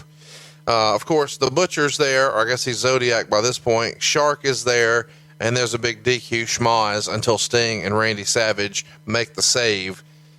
This is not WCW's best work here. What do you think of this whole Dungeon of Doom versus Mega Maniacs feud that they were building towards here? I thought it was a pretty good effort, but it did not work. Look, the reason Hogan and Kamala drew the 2.1 rating was everyone knew that, well, they had no interest in it. Everyone knew what was going to happen. Sure. It was almost like a squash match. That's not disparaging Kamala at all, but there was no intrigue in that. And they tried to make some intrigue by using the Dungeon of Doom.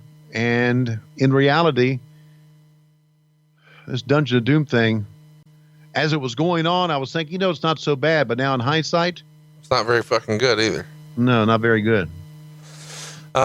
They do a series of tapings on August 21st at Center Stage. And here we would see Sting and Randy Savage take on the Blue Bloods, which is kind of fun when you consider who the Blue Bloods were. Sting is dressed up like Savage, and Savage is wearing face paint here. They tagged a lot in 95. How would you categorize Sting and Savage's behind-the-scenes relationship? Good. Very good. Sting made a pretty good effort to get along with everybody. Sting was a pretty cool guy. Well, it is a pretty cool guy. Yeah. Always was that way. Next up. Well, you asked that question like you've heard something. No, I just know that, we don't hear a lot about Sting. We know that Sting was friendly with the Steiners. We know that Sting was friendly with Lex Luger. Right. We know that Sting had a great deal of respect for Ric Flair. We know that he fell out of favor, at least for a little while, with Eric Bischoff over the whole Starrcade situation. There's rumor and innuendo that he didn't show up in shape. We'll cover that another time. But we don't really hear a lot about him, and it kind of feels like he's more standoffish. We've also heard that Macho Man was super, super paranoid. So I just wondered, with Macho Man coming in here, Sting's kind of been the lead baby face for well over a decade at that point. Or I guess not well over a decade, but almost a decade at that point. He'd been kind of the guy.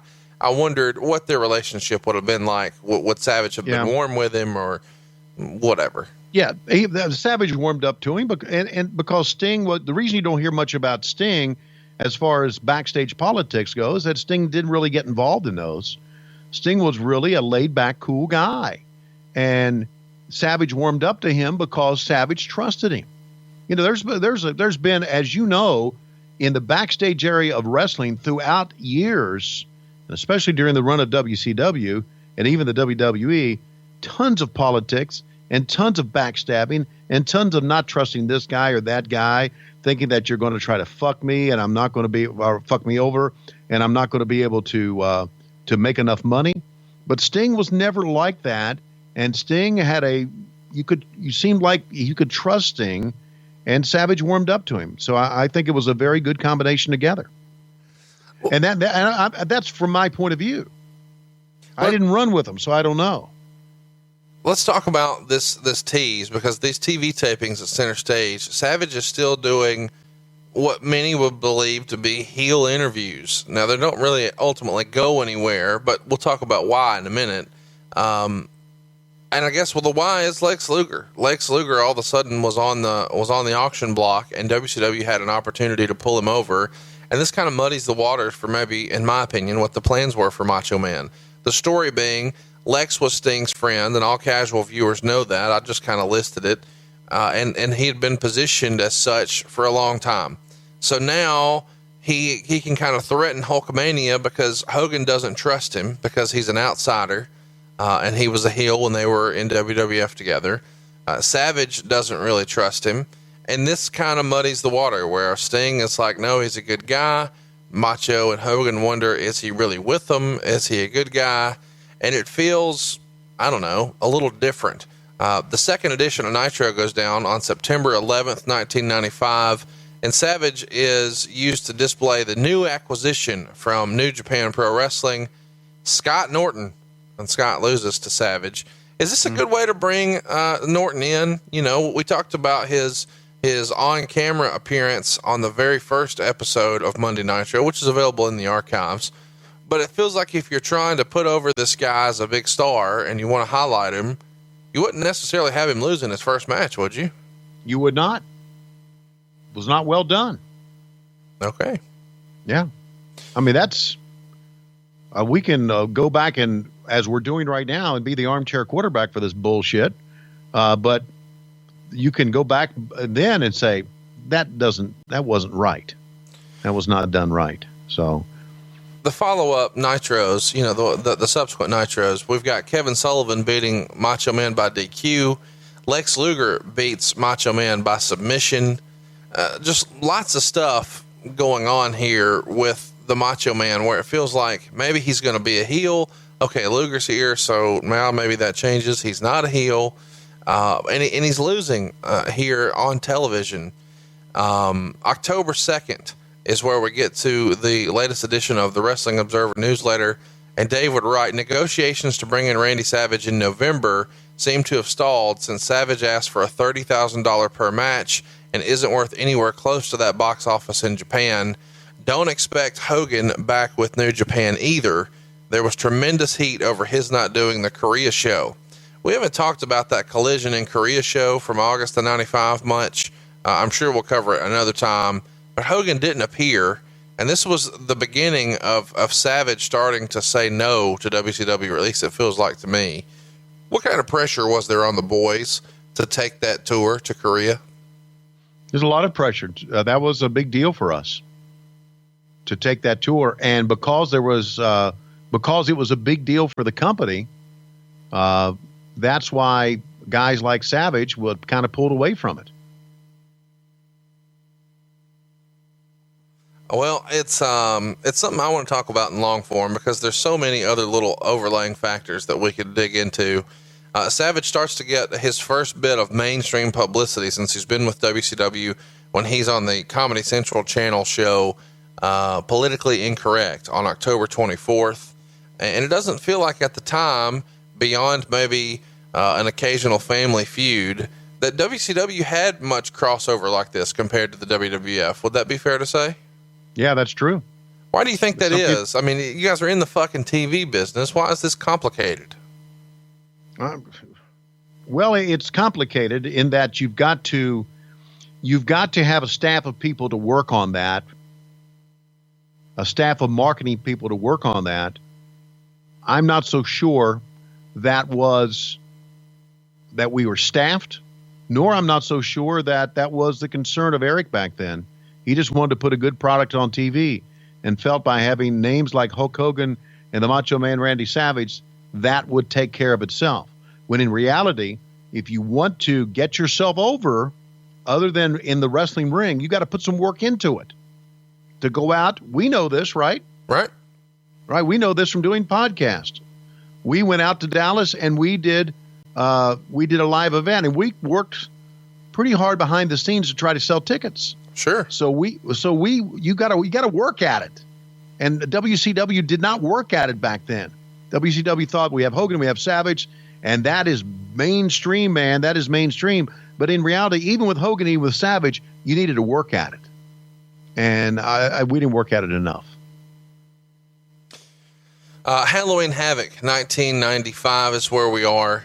There's an undercard match here with Craig Pittman and Michael Wall Street. They go about 3.5 minutes. Ultimately, the winner is supposed to face Randy Savage on Nitro the next night. You want to guess whether or not that actually happened? This is amazing to me that they say the winner is going to face Macho Man tomorrow night on Nitro. No, he doesn't. Yeah. Eddie Guerrero wrestled the winner, and it was Pittman. I can't believe Pittman is getting wins on pay-per-views, but he is. Yeah. Okay, so there you go. Pittman's getting wins on pay-per-views, and we're selling shit that doesn't happen, right? Yes. Okay. And we're not done because Randy Savage was supposed to take on Kamala on this pay-per-view, but Kamala decided to quit the promotion rather than do a job here. So Macho Man gets the win in 1.5 minutes over Zodiac. The former Butcher, who main evented the biggest pay-per-view of the year, 10 months prior, now loses in 1.5 minutes from an elbow drop off the top. The only thing of note of this match is a fan hops the rail, and Randy Anderson tries to hold him back. Savage, to his credit, took the match away from the real action, so the cameras didn't have to see the fight going on inside. And Savage is kind of working hurt here. The rumor is he's got a detached tricep, which is pretty serious.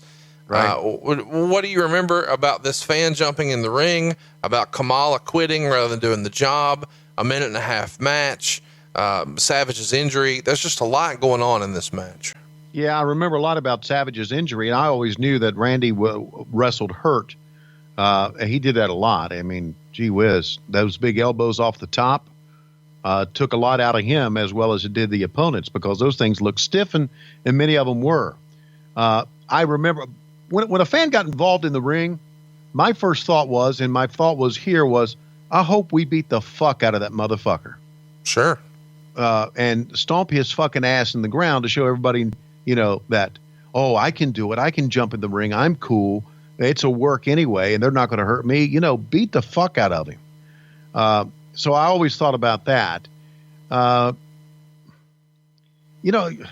Kamala not wanting to do the job and quitting, and it's just, I'm telling you right here, and this is pre-NWO, right here we are doing things to fuck the promotion. Right. Already, we are doing things to fuck the promotion. No shows, not giving fans what you promote, and putting a guy like Craig Pittman over.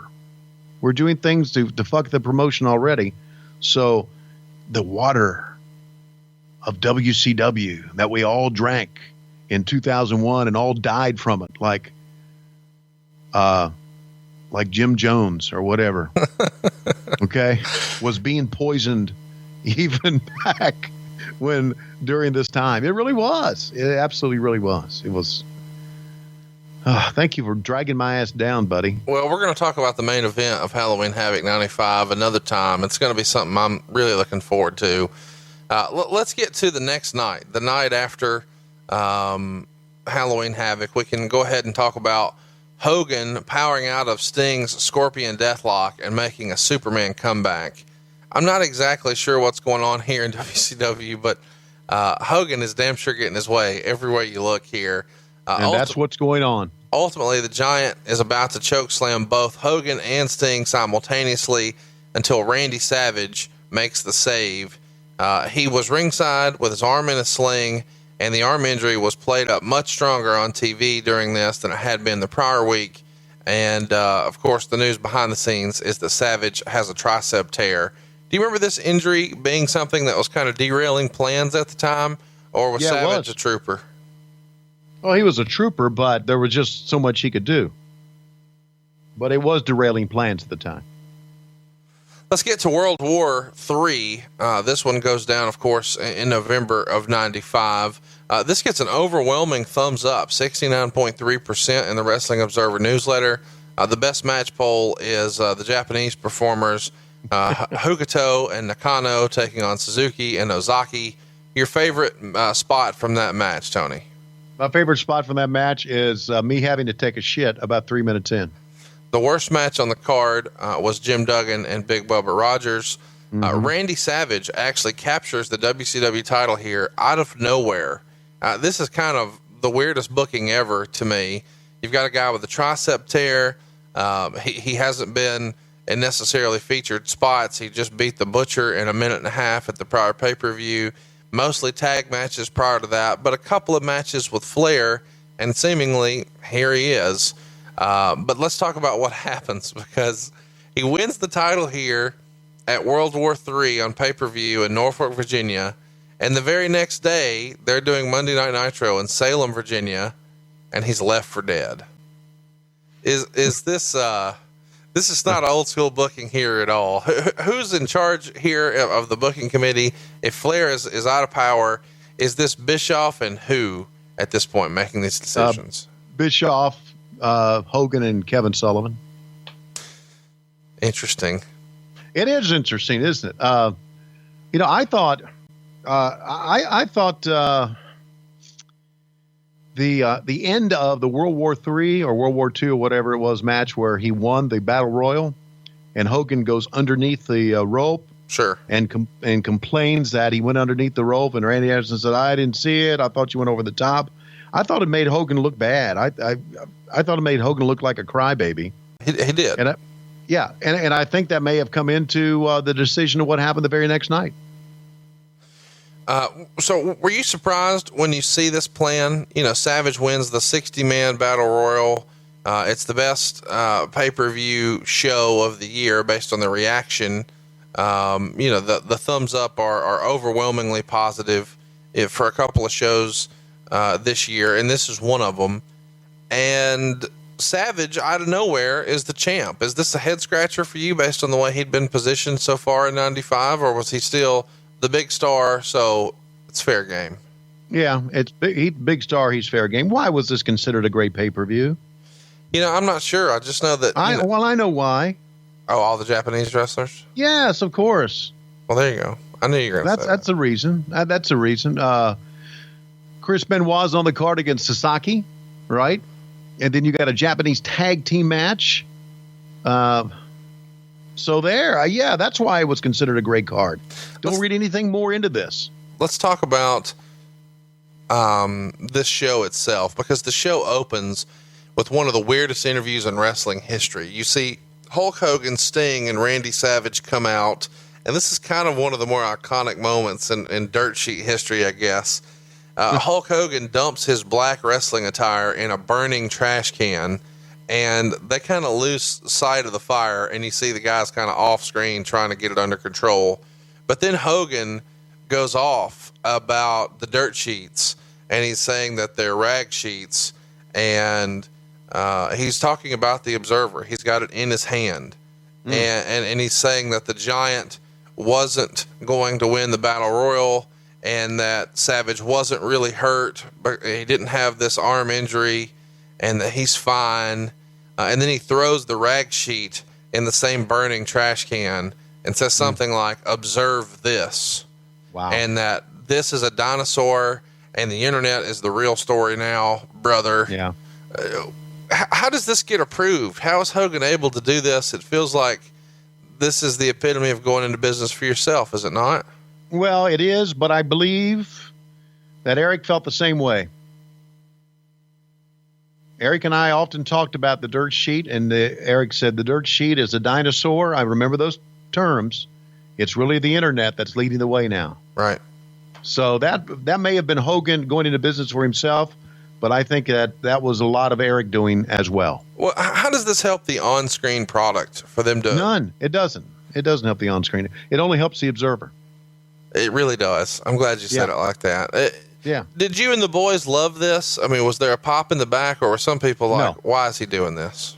No, I was thinking, why is he doing this? Because again, you know, to me, and I know the business has changed here in 2017 as we move forward with the internet, what we're talking about, how we are talking about the behind scenes business.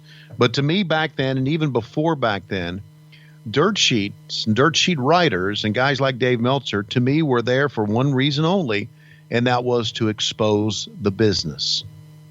And they can all argue that, oh, no, that's not the case. We are only have a minor clique of fans that follow us. So overall, we are not exposing the business, and I call bullshit on that. They're exposing the business. Here's what I always thought about dirt sheets. And again, I've talked to Dave Meltzer. He's a good guy. He really has put a lot of time and effort into the business on a certain angle. And I know there's other guys out there who I've liked. Wade Keller was one guy that I've talked for. There was one guy named Steve Beverly who was nothing but a piece of shit. But I always thought the guys who wrote dirt sheets were guys who started liking the business when they were younger, and then they realized it was a work, and they were pissed off at the business, and they were going to destroy the business, and they were going to expose the business. Then there were guys like me who loved the business, realized it was a work, and went, that's pretty cool. That is cool. I'll respect the business. I'll love the business. I'll work to make the business better and try instead of trying to expose it. I'm glad I got that off my chest.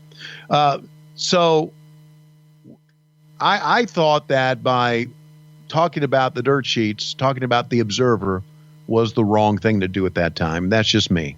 Sure. To be honest with you, I don't even know, with the exception of you reading me the stuff from back in the old Observer, I have no idea what they do now. Don't read it. I don't know if they've got a website. I don't follow them at all on social media, so I have no idea how they exist or how strong they are in the business to this day. They were very strong back then because it was an industry newsletter that a lot of the guys felt that what they said had a great impact on our business, and I don't think so. I think it was a few. A good example is they always like the Japanese stuff, right? Sure. So if you're going to have a Japanese tag match, if you're going to have Sasaki against Benoit, you're going to have a lot of thumbs up. You are. And your main event match can suck. Am I going off on too much of a freestyling tangent here? I'm just letting you go. I figure it's just better just to let you finish.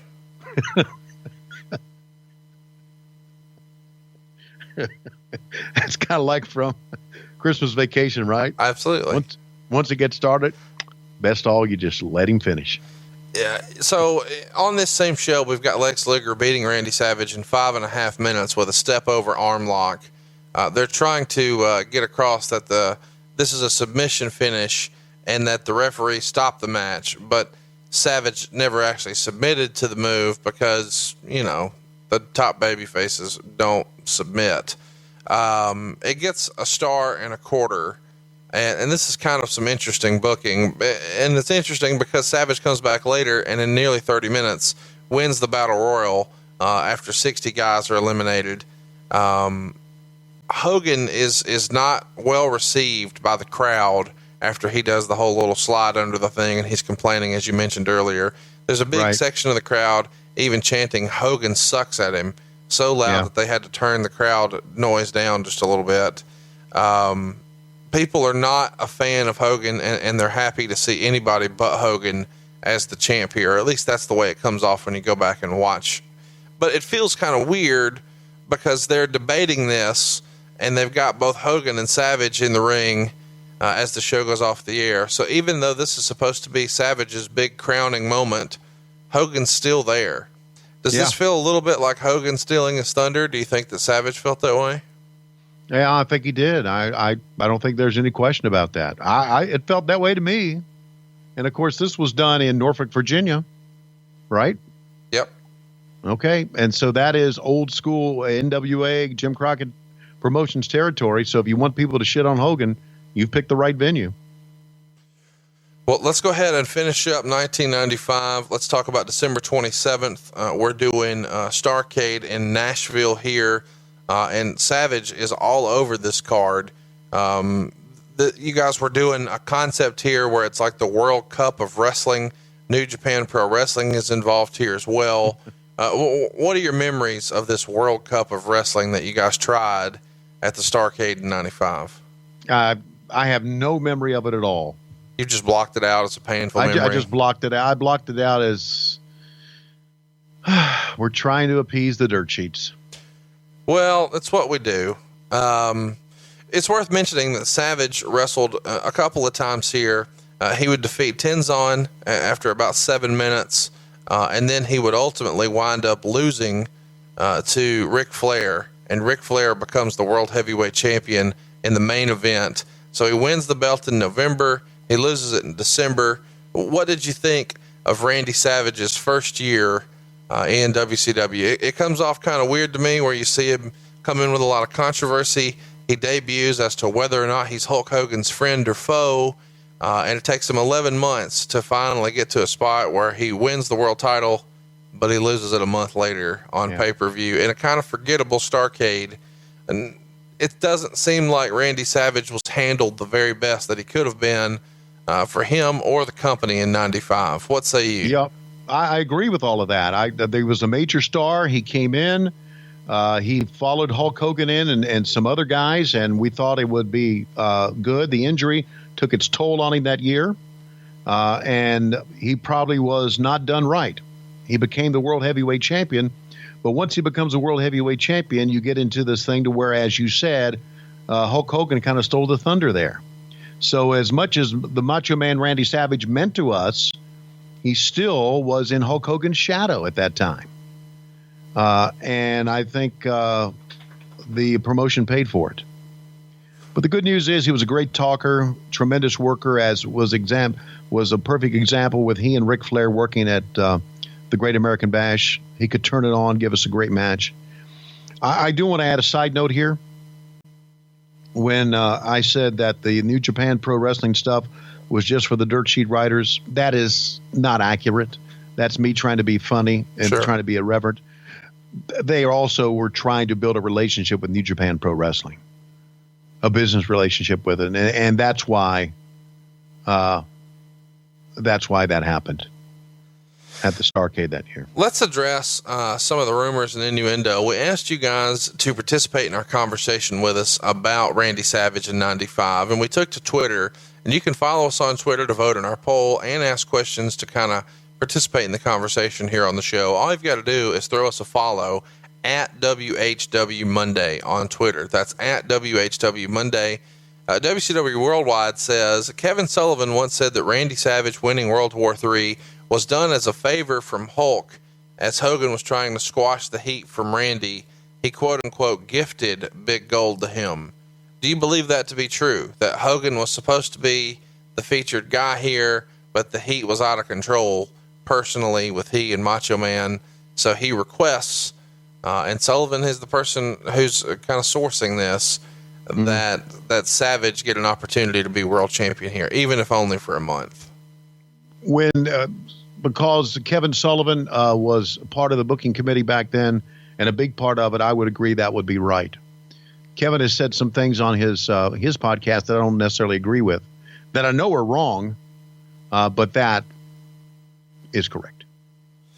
How would you compare, this comes to us from Kevin, how would you compare your time in working with Savage in the WWF versus WCW in '95? I think what he means was Savage pretty much the same guy?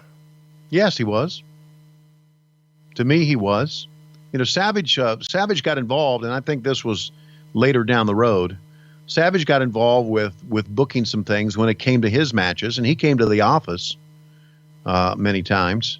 And, you know, and I talked about this with Ric Flair, when you have wrestlers involved in booking their own angles or involved in a big roundtable discussion of wrestling angles, you are not always going to get the attention of these wrestlers that you need. Right. There was a situation one time, and this is one of my favorite memories of Randy Savage and me. And I'm thinking this is probably 96. It could be 95. We were all in the office, and Savage was there, and Hogan was there. Kevin Sullivan was there. I'm not so sure Jimmy Hart was there or not, but I was brought in because, I was kind of working between the booking committee and production. And they had a question about a certain angle that they wanted to do, and they had to have Bischoff tell them something, or they had to have Bischoff answer a question of theirs. And they were all, all these big guys like Hogan and Sullivan and all these guys, and the Macho Man Randy Savage in this room, and they all were like, well, he's got his office door closed. We can't go in there. And I remember going back to my office, come back, and I said, guys, have you made a decision yet? And I remember Savage saying to me, Bischoff's still in his office. He's been in there for an hour, and we're kind of waiting on him. I said, hang on a second. I went on, pounded on Eric's door, and Eric said, what? And somebody was in there and opened the door. I said, I hate to interrupt you, but these guys have been waiting an hour for you to make a decision. Would you go in there and talk to them? And Bischoff walks in. They get it done just like that. And Savage looked to me. He says, I like you. I like you. You get shit done. And I'm thinking, you guys are big motherfuckers. You can go in and get shit done without a little fat boy like me getting shit done. So Randy and I always had a pretty good relationship after, as far as office is concerned, after that little episode we had behind the scenes. But always like Randy Savage, the Randy Savage from the WWE all the way through the Randy Savage of WCW. Let's get to a couple more questions on Twitter. Go ahead. Sorry. And I've always liked his brother, Lanny, too, as an interesting character. Well, let's talk about it. You ever see Lanny do the gimmick? No, I have not. Silas wants to know, is it true that Lanny Poffo was paid for 4 years without ever working? No.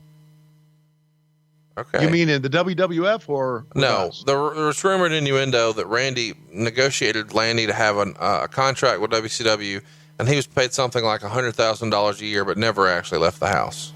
I don't believe that. Okay. I wish you would have asked me that earlier, because I was with Randy, with Lanny recently at a independent show in Staten Island. I would have asked him that. I was going to say, I don't think you were with Randy recently. 20 years of Nitro. Flair said harsh things about Savage and Liz during his promos of that era. Was Savage fine with all of this? How was their relationship?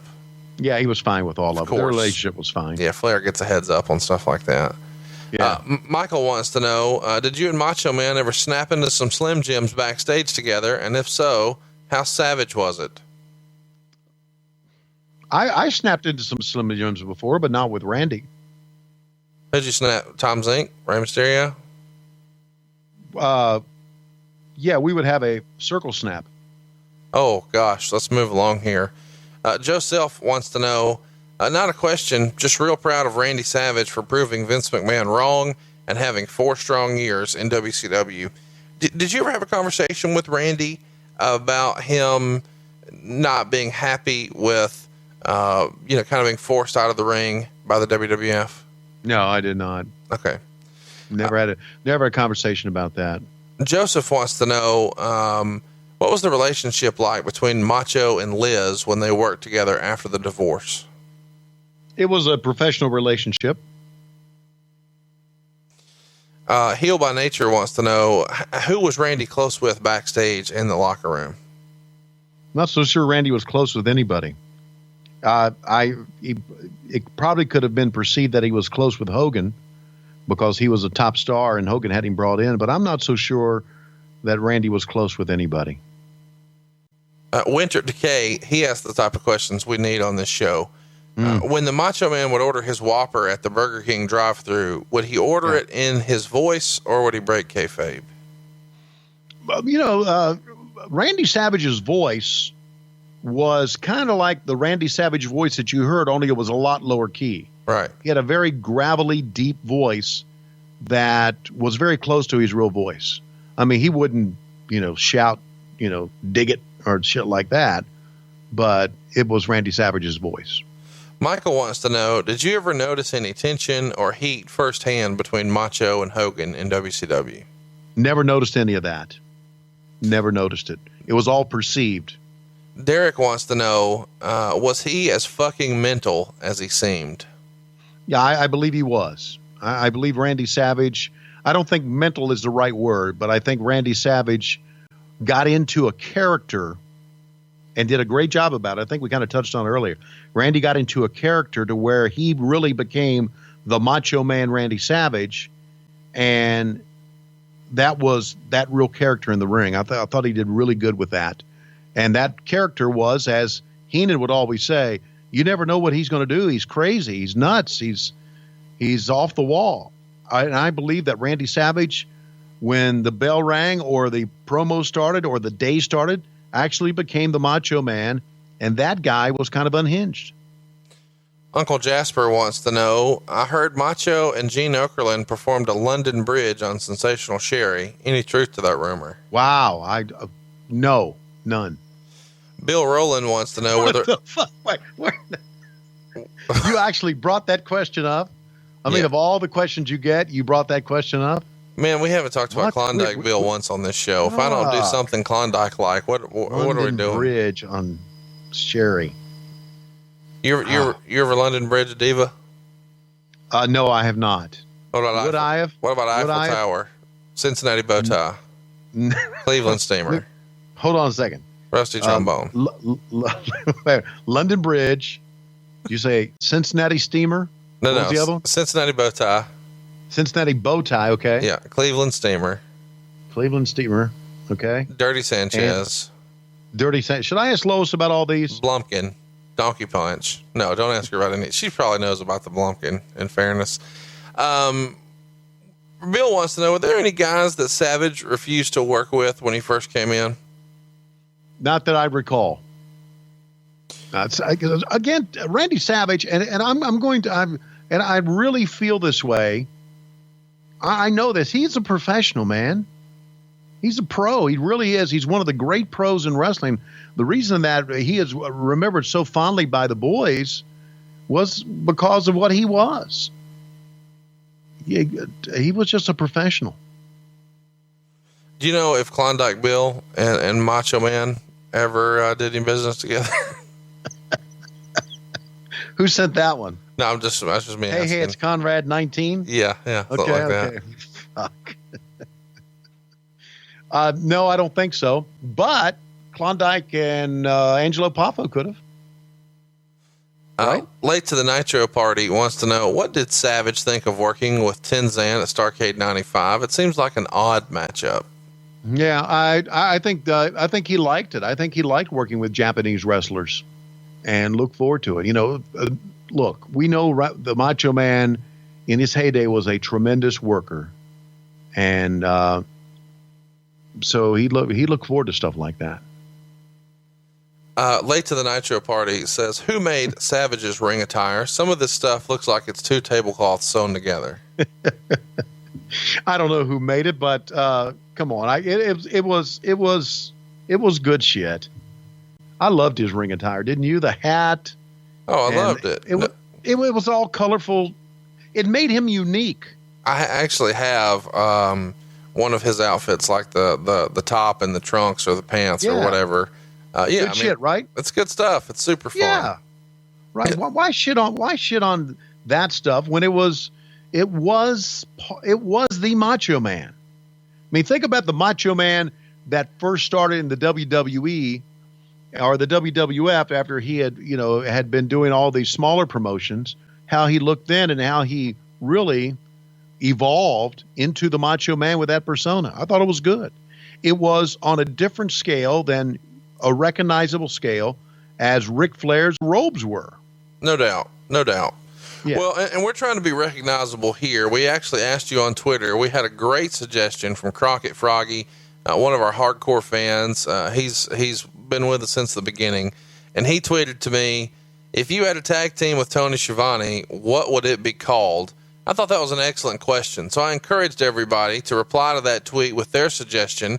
And I said that Tony would go ahead and pick a winner, and a winner is going to get a t-shirt from ProWrestlingTees.com/WHW. And you'll see all kinds of stuff like this happen on our Twitter account. Go throw us a follow at WHW Monday. We had lots of suggestions here. The greatest team in the history of our sport, the Glass Bottom Boat Boys, the Glass Bottom Crew, the Shart Foundation, the Wild-Eyed Southern Boys, the Button and the Beast, the Z-Men, the Wild-Eyed Slapdicks.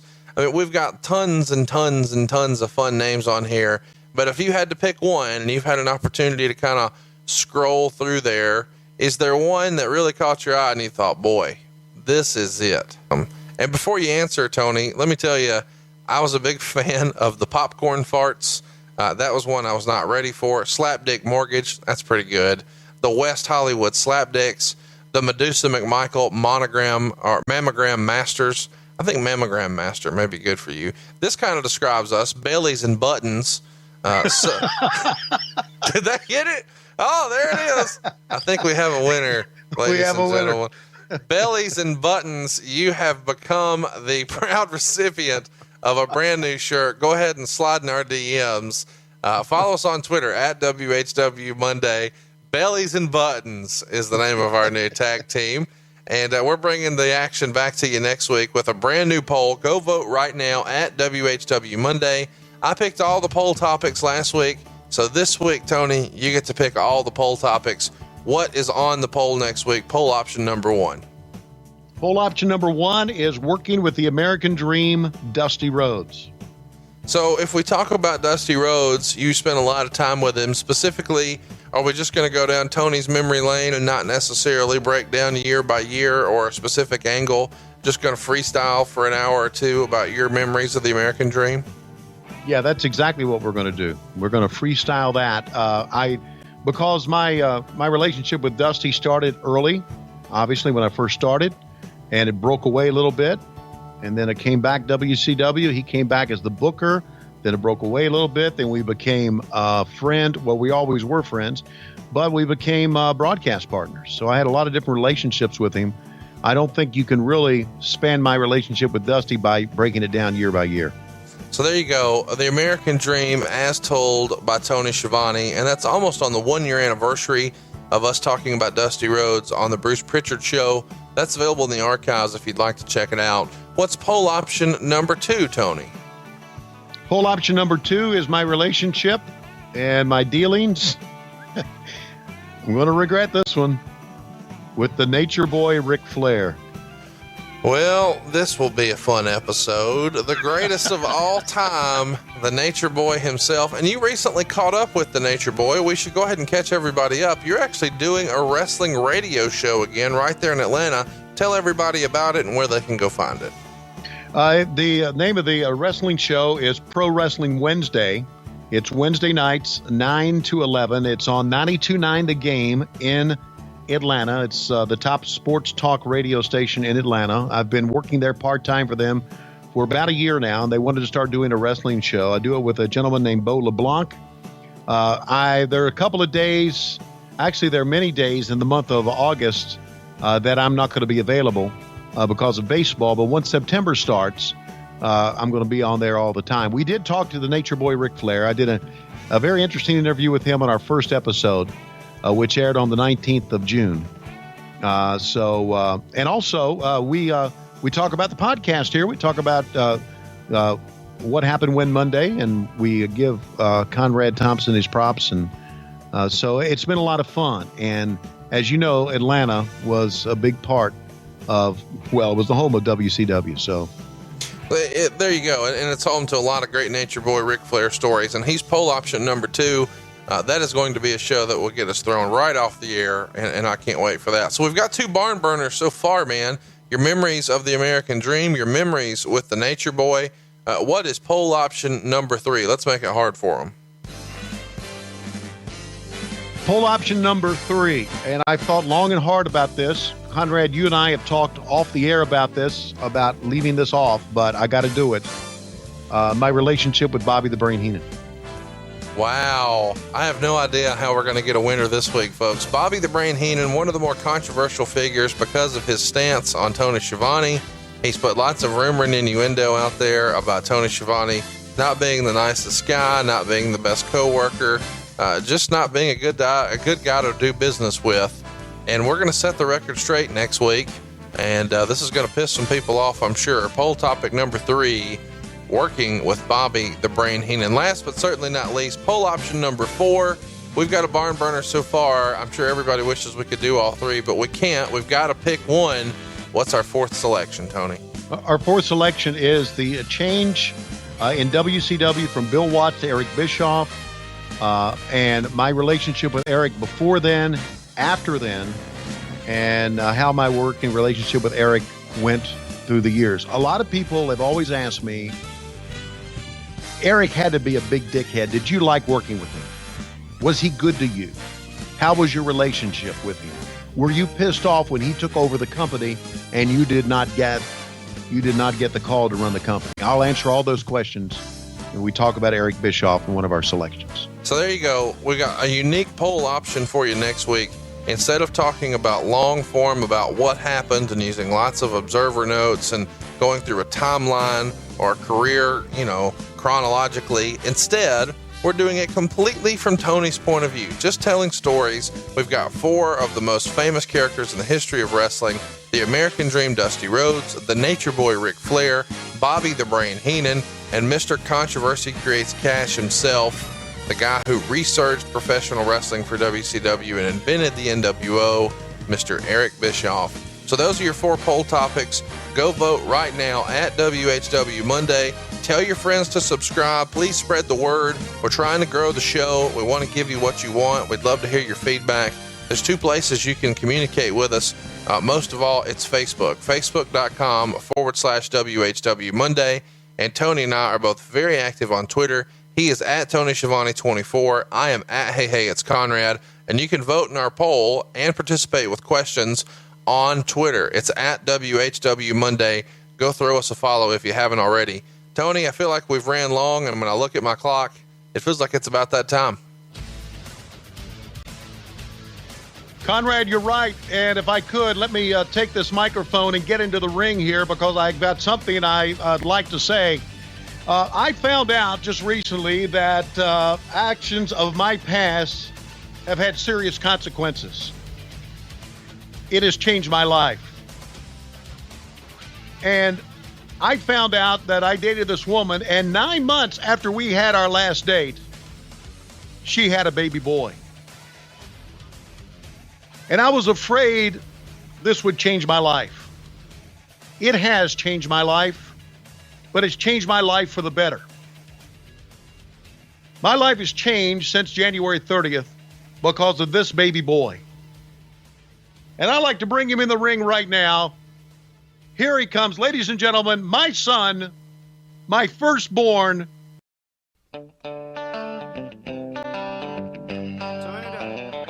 Conrad Thompson.